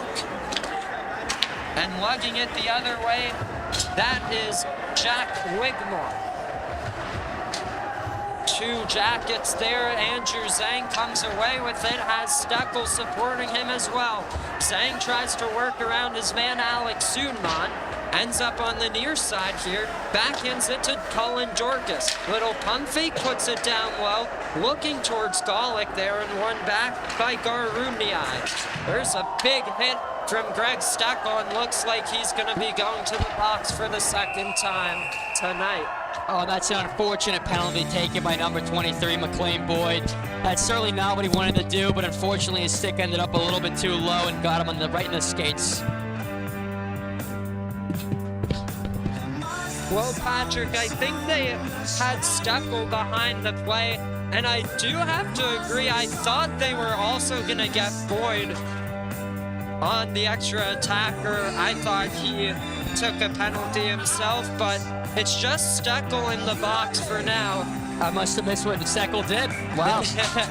It was behind the play. He laid a hit with on a non-puck carrier interference call, I believe. Georgia Tech penalty to number 20, Greg Steckel. I'm certain it was a good call then. Well, it's a critical situation for the Jackets. A need to kill this one for Duke. A little bit of a tough second period after a dominant first. Let's see if they could get the offense going here. Down low, picked up by Dugan. Far corner, works it to the far flank, now right point. Looking to hit up Dugan again, collecting it is Wigmore. Has a man in Lapham, but keeping it in is Sudman. Top of the right circle, that's Chow. That passed a bit too far for Sudman, and it's gonna force Daniel Foley to drop it off to him. Have there been any power play goals? Duke in the second. Duke just icing that puck there. Face-off coming back in their own defensive zone, and really quickly, let's talk about Thumbs Up. Great food, friendly service, and a place that feels like home. That's Thumbs Up Diner. Make your next meal a big thumbs up at their convenient Midtown spot next to Georgia Tech.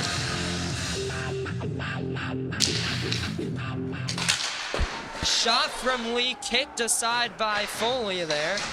It's Degliumberto. Again, Tech short-handed, getting some more chances here. Joshua Lee slides it across Boyd. His shot blocked, and a breakaway the other way. Jason Sendek lost an edge as he was going after that one. What a dangerous situation that could have been for Tech.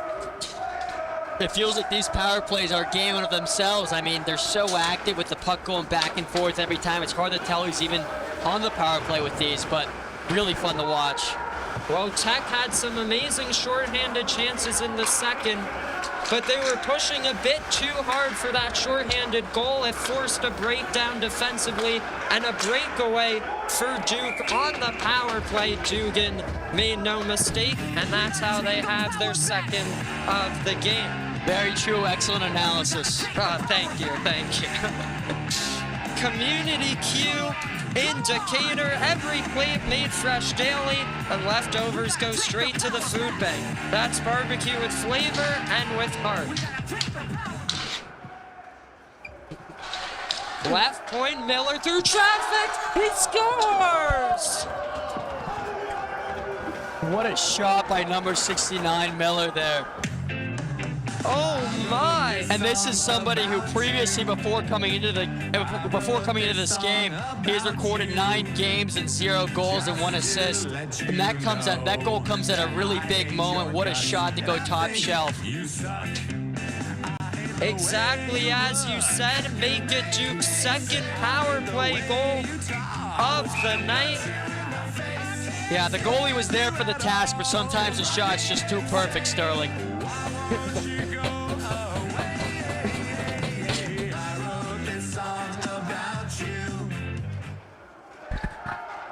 I'm sorry, what did you just say? I was working on the camera. Don't worry about it. I said, yeah, sometimes the shot's just too perfect to stop. Did that one go bar down? It did not quite go, but it was pretty close to going bar down. It was just an excellent shot. Phenomenal shot. He's tied the game at 3. Golick looking to respond. His shot ends up wide blocker side. First one to this, Liam Byrne out of Pittsburgh, Pennsylvania, digging for it. Colin Dorcas. Now Golick back on it. Agarwal slides it across. Miller takes the shot, and Foley denies it with the glove.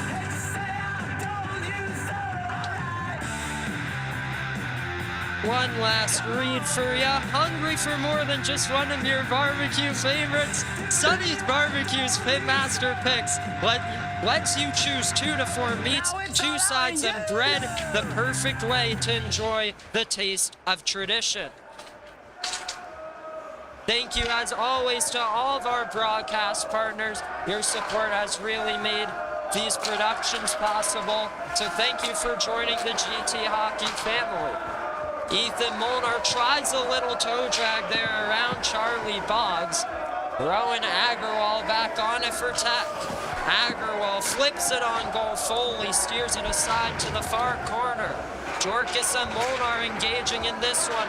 Levi Miller, little drag. Could be an odd man rush, but a nice read from Braden King.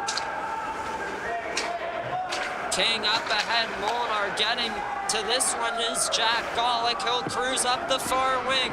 Golick looks for the shot, blocked in front. Ends up in the slot. The backhand from Dorcas denied by Foley. Dorcas trying to get a couple shimmies there. Looking to wrap it around is Ethan Molnar. Molnar slows up, some pressure from Wigmore. Roy keeps it in, and it's Lapham the other way with Wigmore. That one broken up as the backhand feed. Not enough power on that one, and a huge hit. Here we go. Aiden Roy and Alan Chow, and look at this. The ref's trying to keep it classy here, but it's just very difficult to do when everything's going on like this. I mean, we had Aiden Roy initially starting that fight by grabbing the other player's neck, and then afterwards we have Eli Rubin jumping in. We have a bunch of players from Duke, and then a few more from the Yellow Jackets, from the boys in the yellow coats. Absolutely chaotic. We said this third period was getting a little scrappy. That's just another level right there. We'll see what they do in terms of discipline here as the referee's having a discussion. It looks like everyone's skating back to the bench, but I doubt some of those fellows are going to stay there for very long. We might have to start warming up the showers. Looks like number 69, after scoring a goal, he decided to not finish off the Gordie Howe hat trick. He just went goal in a fight, and he decided that's his game for now. And honestly, I have to say, not too bad of a game if you ask me. Not too bad for Mike Miller. I believe it's the third ejection of the night, as we saw Chambliss for Tech. And I forget the Duke one, but one Duke representative as well in the second.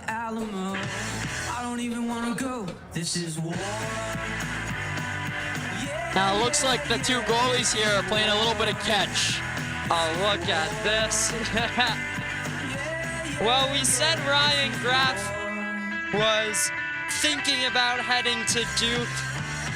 Looks like he's having some fun with them here. Yeah, Foley and Graff just going back and forth, keeping each other warm on this chilly, chilly night. Oh yeah, this is a long conversation we're seeing. Oh, I mean, I remember when I used to be a ref, times like this were always tough. You're trying to find what numbers and who did what, and trying to assess a little bit of justice. Absolutely. We have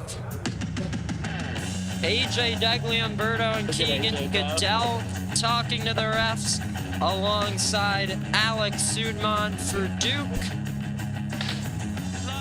11:08 to go here in the third. Everybody, thank you so much for your chats. Really entertaining to see you all being engaged here tonight. We know it's a bit of a later game, but thank you for tuning in as always.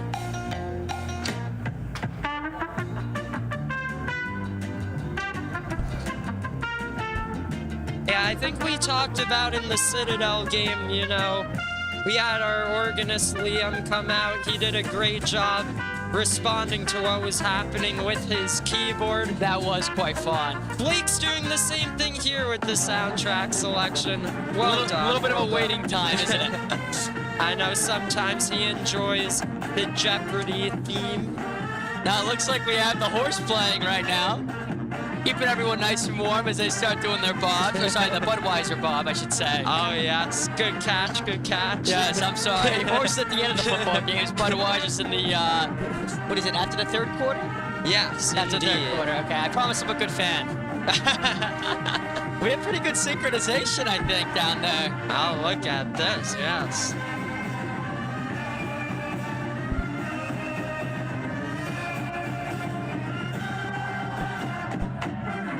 I think when I got here freshman year, they were playing it after the second period. But Blake's been doing it in the third the past couple weeks, so we'll take that.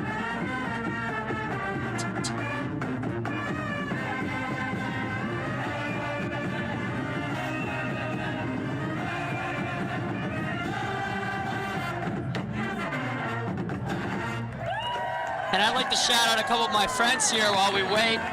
A few of my friends from Design Build Fly came over. Figured we'd show them. They're in that group over there. Basically all I have for you, Sterling. So yeah, very cool people. Get to build airplanes with them pretty regularly. As well as my other roommates. We're right over here. Oh. Oh, they're down. They're moving. Now has them covered right now. Oh, there you go.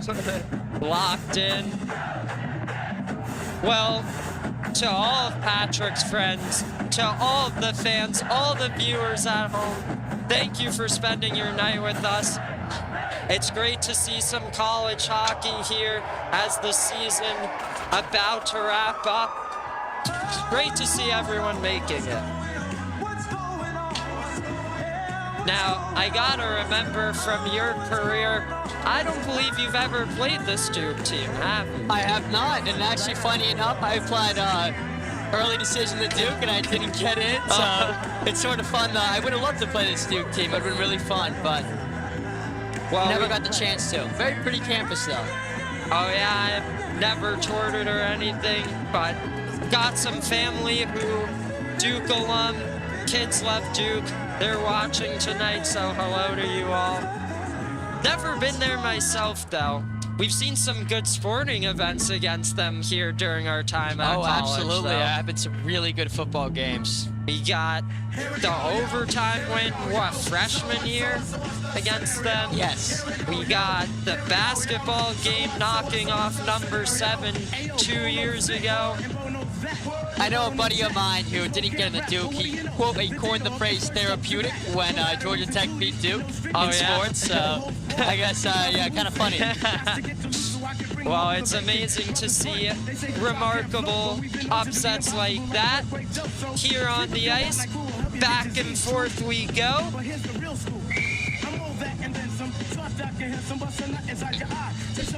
After all that, looks like we're ready to go. So how do we deal with this? What did the referees decide? There's a 5-minute major listed on the scoreboard for Duke. Now for Georgia Tech, a 2-minute penalty here. 4 skaters on the ice for Tech, 4 for Duke. Now I missed it, but did number 88, Aiden Roy, have to warm up the showers, or? Well, it looks like he's still right there, 2 hour left in the box, so looks like he's good Duke for penalty now. to number 69, Mike Miller. A 5-minute major and a disqualification All for right, fighting. here we go. Georgia Tech penalty Duke to number playing 6, Alan Chow. 4 2 minutes, aside 4 for now. roughing. Joshua Lee Georgia Tech has some penalty to room number right 88, side. Colin Aiden Dorcas Roy, 2 walking minutes, the 4 line, looks to holding. cut towards the And goal. a Georgia Tech Left penalty circle to look number to feed 25, it down Jack low Pollock. towards Lee. 2 minutes, Collected 4 by roughing. Duke and Final Wigmore. all those penalties. Around the wall, 52. Lapham looking to collect. This one off the glass as Colin Dorcas was there. It's Kevin Dugan below the goal line. Tape to tape there with Lapham. And lugging this puck the other way for Duke. Eventually gets to Jack Wigmore. McLean Boyd, first one to this for Georgia Tech. Won by Joshua Lee, has Keegan Goodell to his right. Lee looking to get by Wigmore, turned it over. 1-on-1 for Lewis Lapham. Some good pokes from McLean Boyd to knock him off the puck. Degli Umberto collects and dishes to Goodell.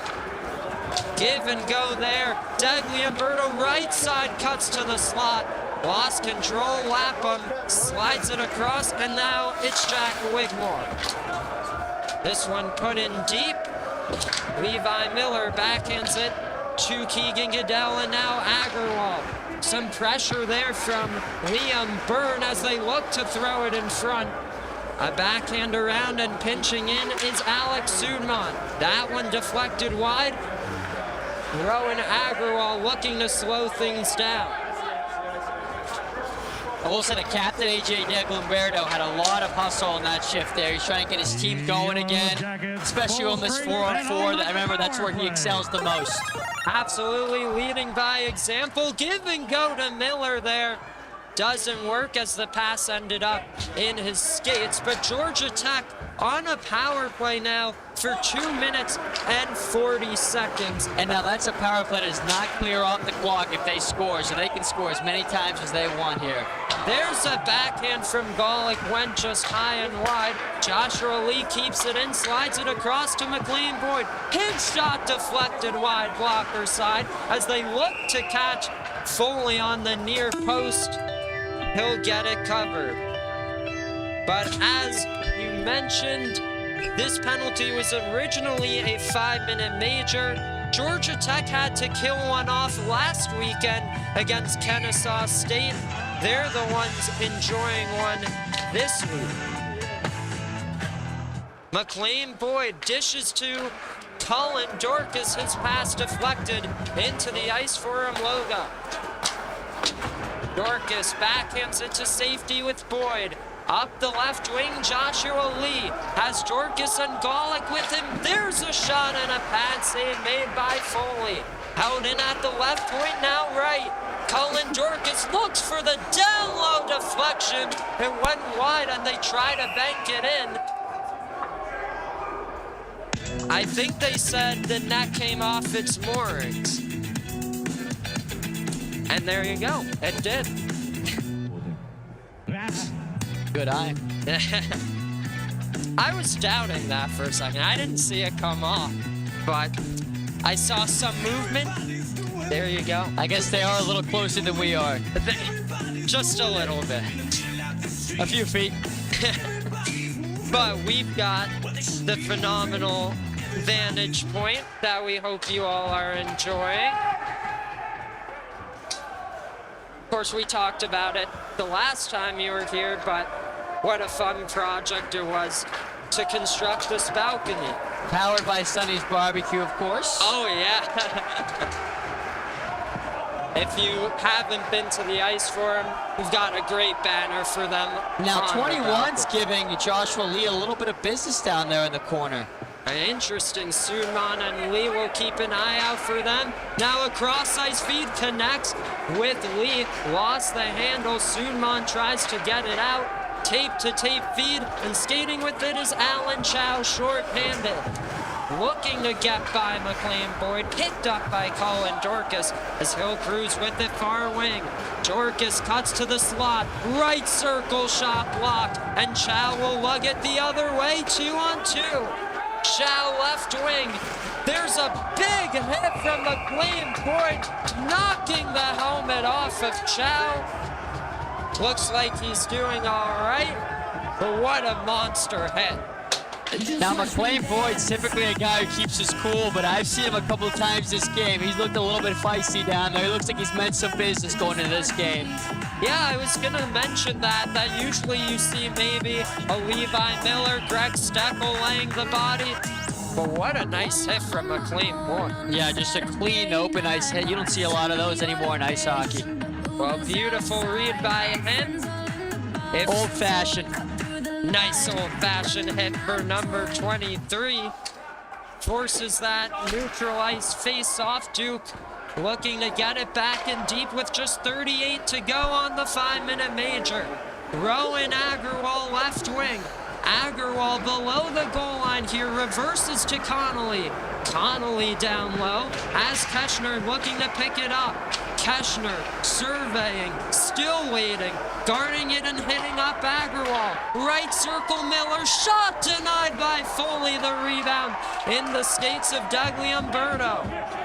Miller, near flank, backhands it. Keschner, tight angle, was looking for Connolly. Agarwal with 3 left on the power play. Duke's killed it off. Agarwal gonna curl, has some room, lets it go.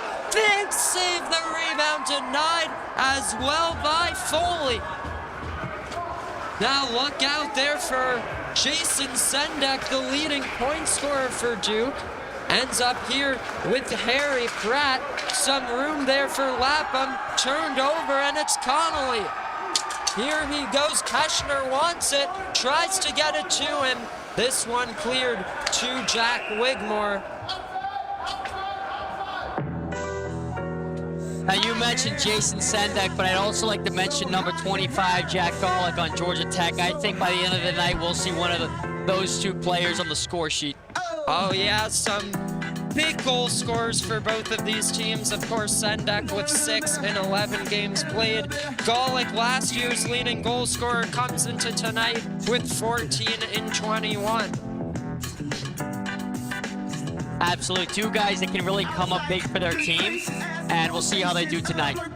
Now we saw Jason Sendek coming in clutch for Duke at the ACC Fall Classic with 6 points in 3 games played there in that tournament setting.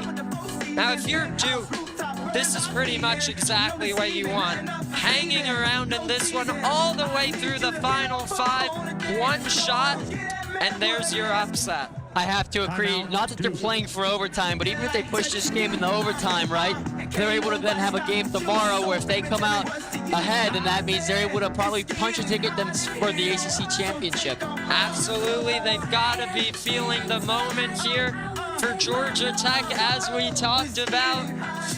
They've got a chance to lock up the division, but they'll need at least 1 win to do so.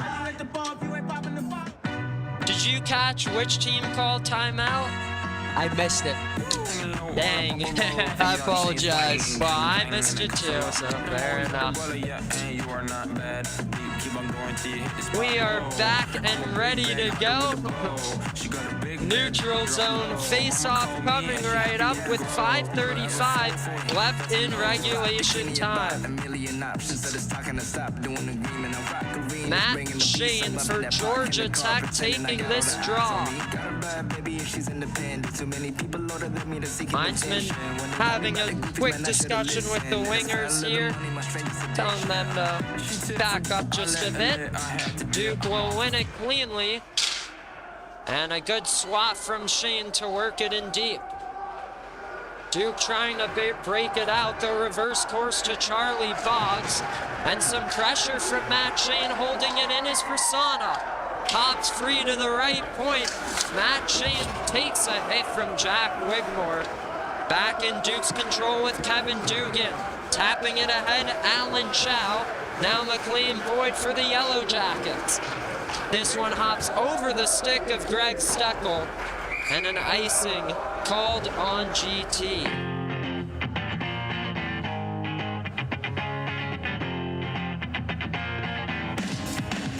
Now I'm curious how each of these two teams are going to run down their lines towards the end of this game, right? You got a game tomorrow.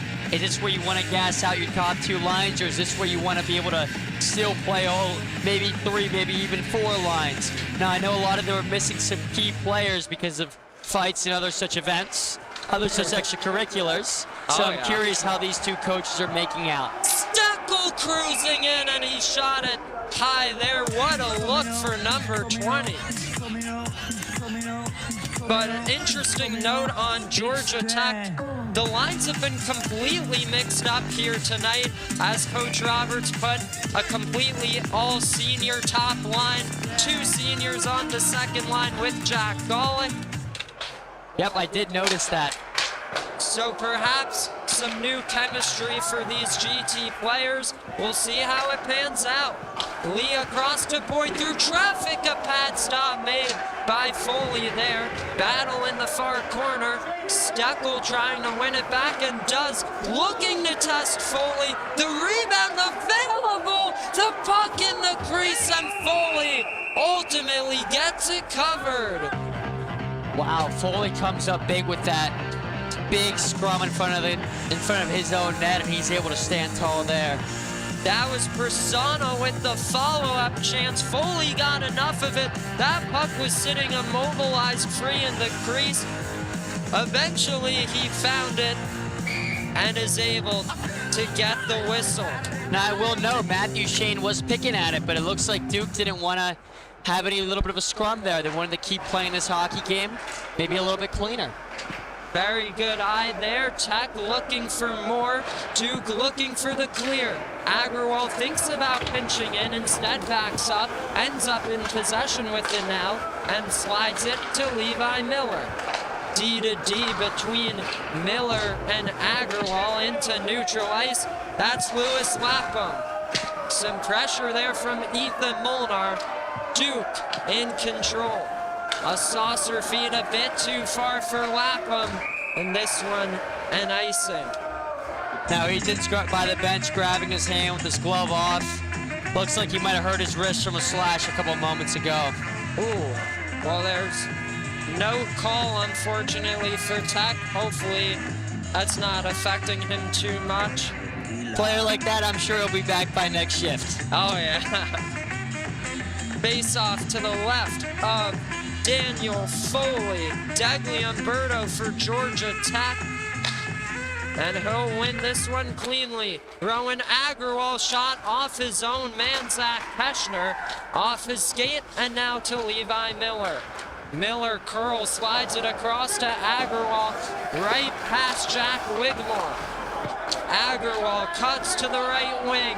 Thought about a slap shot. His shot sails high. Levi Miller at the left point, looking to test Foley. The deflection a bit too high there. Chow looking to get it to safety. That's Keegan Goodell getting it there to Miller. And back with Zhang for Duke. Left point, Miller holds the line, looks to cut towards the goal. Little turnover there.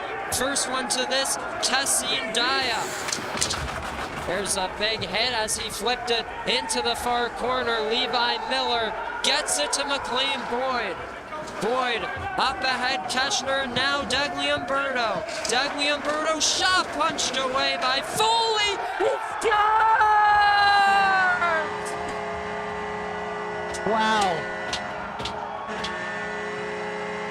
AJ Dagliamberto dropping a clinic right there on how to follow up your own rebounds.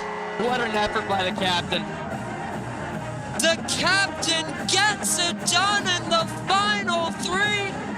AJ Dagliamberto makes it 4-3. What a goal.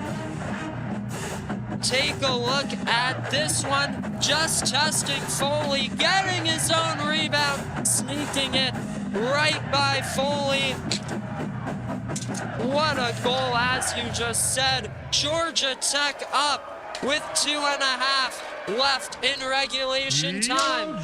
We'll watch for Foley and see if he creeps towards the bench. Greg Steckel looking to develop an odd man rush. Lost the handle there, but a nice look. 17-26. Alex Sunman up ahead to Byrne, taps it in deep. Joshua Lee there, lays a big hit. Colin Dorcas to Jack Golick now. Golick, little drag to his backhand, has some room and speed.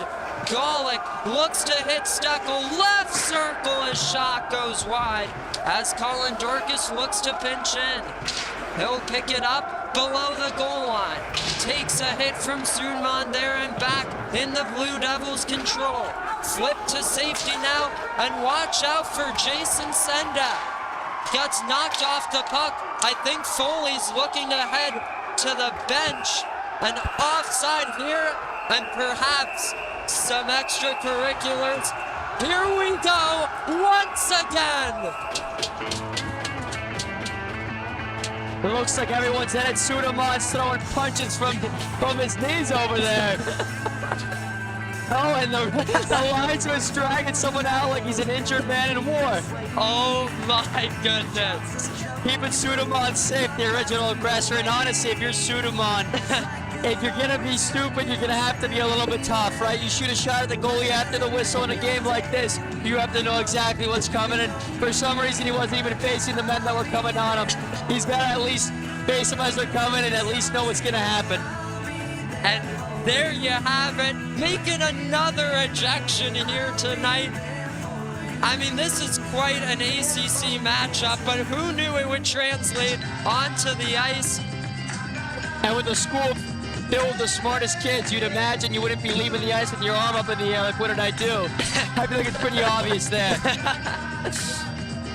Well, he's not gone yet, but that door is wide open, inviting him to the hallway. Jack Golick thrown out for Georgia Tech. Now, I guess I said Jack Golick would make the score sheet. I didn't intend it to be this way, but the crowd is eating it up.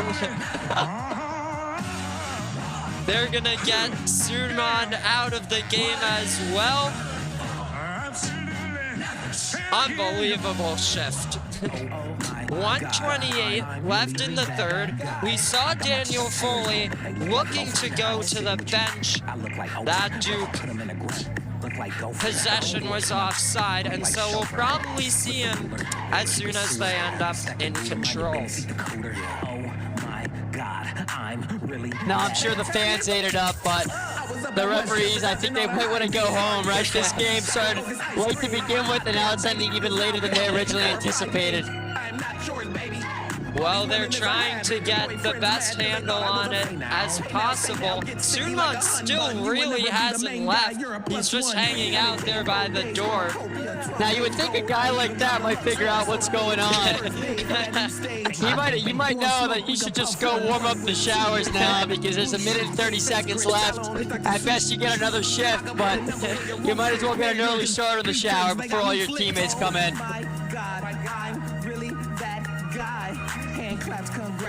I just dropped my notes, and this is the first time ever.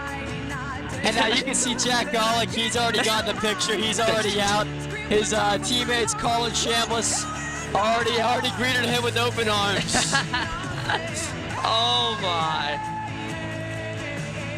Of course, Blake curating a great music. Has the fans bumping. Now Jack Golick, of course, phenomenal goal scorer as we've talked about, but it should not be forgotten. He loves to get in there and go rush to the aid of his teammates. Not surprised to see him out there. Absolutely, he's always the first one in those kind of situations. I'm not exactly sure. I guess the referees really right below us are still talking it over. And I will note that as soon as this game is over, and if Georgia Tech ends on top, that massive beer pyramid that we see on center ice, that thing's going to be gone pretty quickly. Oh, my. And the engineers are still building it up. I will say it is quite nice. They're doing a great job. We saw last week Kennesaw would not have any of that. They kept knocking it down after every goal. That's pretty funny, not gonna lie.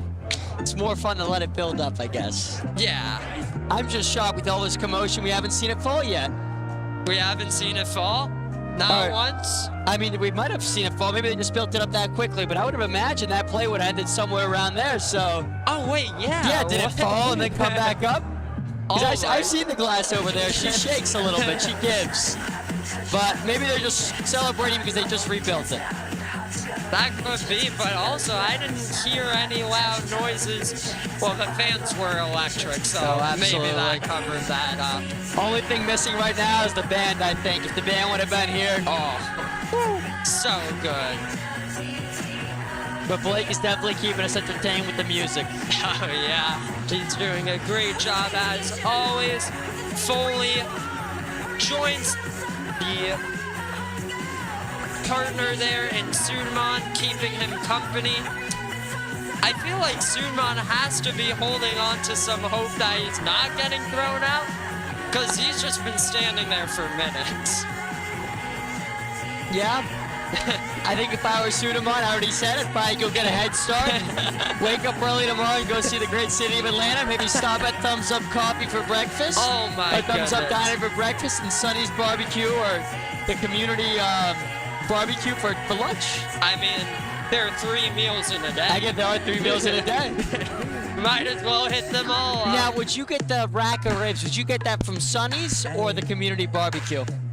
I gotta try it from both and compare. I remember when we were building the balcony, we tried to go to Sonny's. Didn't really work out. We ended up in some weird place. But like I said last time, I reported it to Apple Maps. Have no fear. If you want to go to Sonny's Barbecue, now you'll find it. Thumbs up. Gotta get the French toast. We always talk about that. I've heard it is quite good. Yes. Absolutely.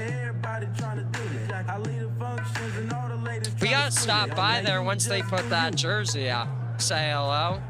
Oh, absolutely. Film a little special there. Jack Gullicks. A 5-minute major and a disqualification for fighting. AJ spent a lot of time this game talking to those referees over there. I suppose it comes with the responsibilities of being captain. After the whistle. The old, you're almost like a carrier pigeon. You go back and forth, and Number 20, Greg Steckel. 2 minutes. it all gets sorted, though. Well, we have been waiting for a long time on this one. 5-minute major and a disqualification for Golic fighting. already gone. Suderman Suderman still waiting on the official call. And I will say, by the nature of it being a close game, everyone's staying, right? Minute 30 seconds left. I don't think any fans have really left. It still stays just as thick as it was in the first. Kind of nice to see. No matter what time it is, you gotta finish this amazing game. Minute 30 is a lot of hockey, right? We have Foley probably is going to get pulled in the next couple seconds here, so.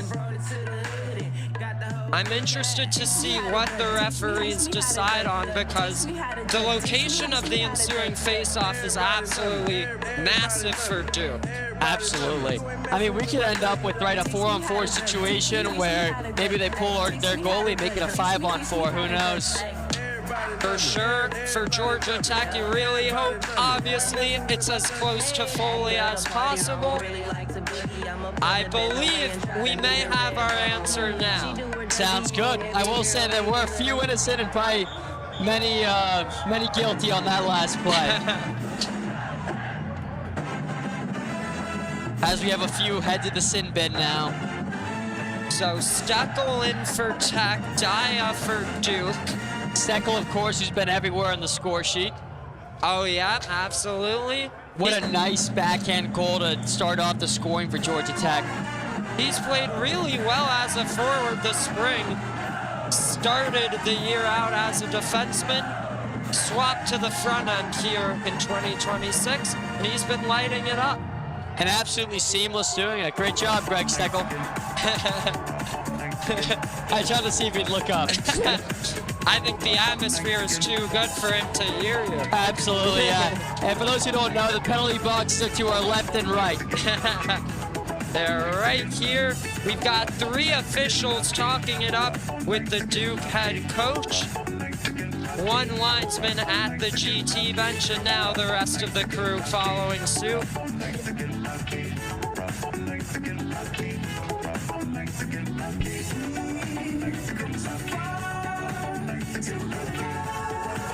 What do you think? Did Suman actually get ejected or no? Well, I guess it's Schrodinger's ejected hockey player. Right? It's half in, half out. Oh, he's out. He's out. No way. Oh, you never know until the box is open. In this case, you never know until the door's closed. And in this case, he goes out. Oh my goodness. Electric commentary, Patrick. Thank you. It truly was a engineer's comment. Here we go, Foley to the bench, extra attacker on, as Duke looks to put it back in deep. A backhand from Keshner! Just wide of the goal, but Goodell is there, looking to wrap it around. The puck on the backhand doesn't get it to go. Down low, Keshner looks to throw it in front. Degliumberto's backhand deflected wide. Zach Keshner near corner. Some pressure there. Duke slows up with Lapham with 50 seconds left. They'll bank it ahead towards the open cage and ends up with the defenseman now. Far side feed. That one's Kevin Dugan. Looking to chip it into the near corner, lead first to it. Off the wall, all the way down, Lapham with 30. Sauces it to the far side here. Dugan draws a penalty. I think that's a high stick. It certainly looks like it by how he's grabbing his face there.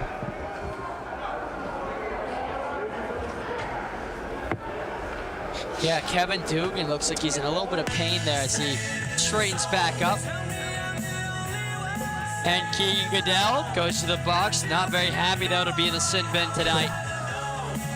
Well, here's your opportunity if you're Duke. 21 seconds left. Win this face-off, and let's see what you can do. Yeah, 6-on-4 hockey being played here. It's a little bit tough if you're Georgia Tech, but thankfully they stood pretty tough tonight, so hopefully they can finish it off now. Degliumberto versus Dugan. Dugan wins it. Right point. Looks to creep in. Goal line looking for the centering feed. They get it to the line and a shot goes wide. The rebound looking to wrap it around. Final 10. Held into the zone with 5. This one broken up with 3. Georgia Tech holds on. A 4-3 victory over Duke on Friday night. What a big Georgia Tech win here. Wow.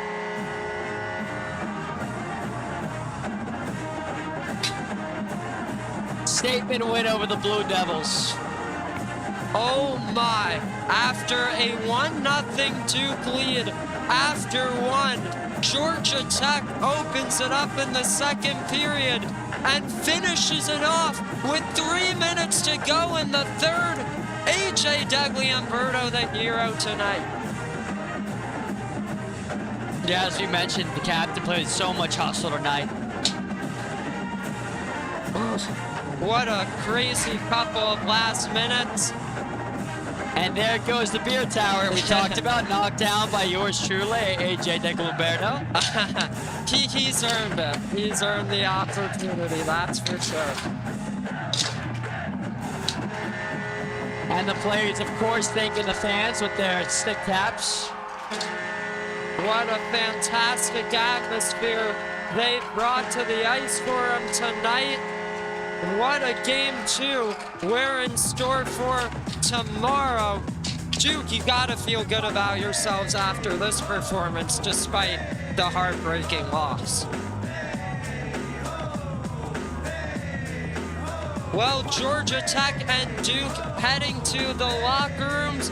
Tech takes this one 4-3. We hope you'll stick around for just one last second for a final stand-up, but it's the Jackets that come away with the 4-3 win. Tonight's final score, the Duke Blue Devils 3, your Yellow Jackets 4.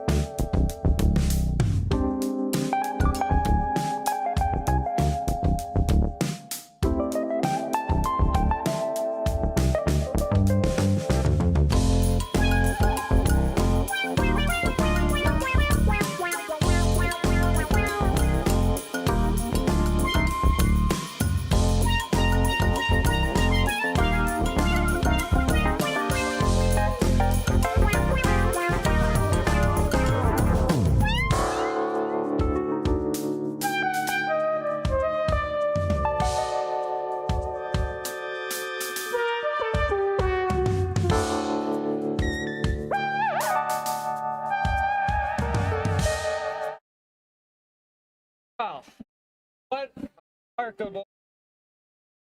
Georgia Tech the fourth over. What'd you make?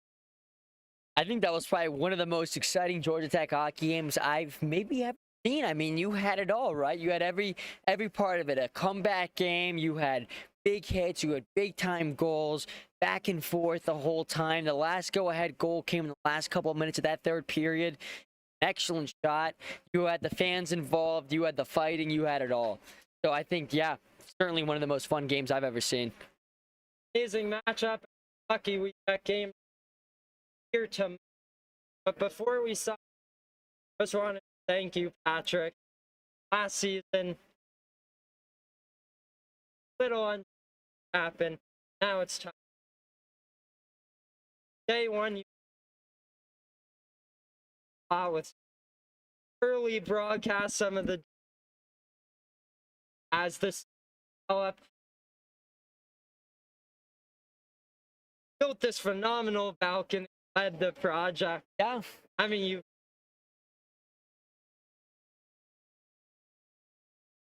I appreciate it, Sterling, but I think you're not giving yourself enough credit there, because it was you most of the time that was pushing me to get my job done on finishing up the plans, and of course making sure we got all the camera equipment prepared when I was a treasurer. And that's something that I know we're all thankful for, right? As soon as I walked in, the managers were talking about how Sterling cares about so much about the broadcast, and how you're somebody that the hockey team, and especially the broadcast, will miss greatly when you're gone next year.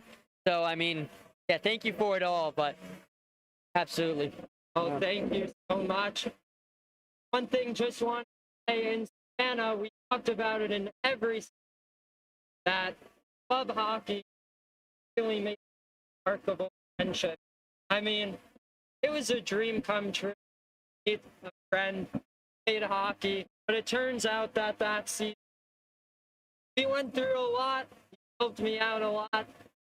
Well, it was great to watch friendship better. Thank you again for everything, and thank you for coming out here. Yeah, of course. I had a great time. Thank you all for being here, and yeah, thank you, Sterling. Got any fun? Just go Yakets. Georgia Tech, the 4-3 Purdue. Back here. Thanks for tuning. Good night.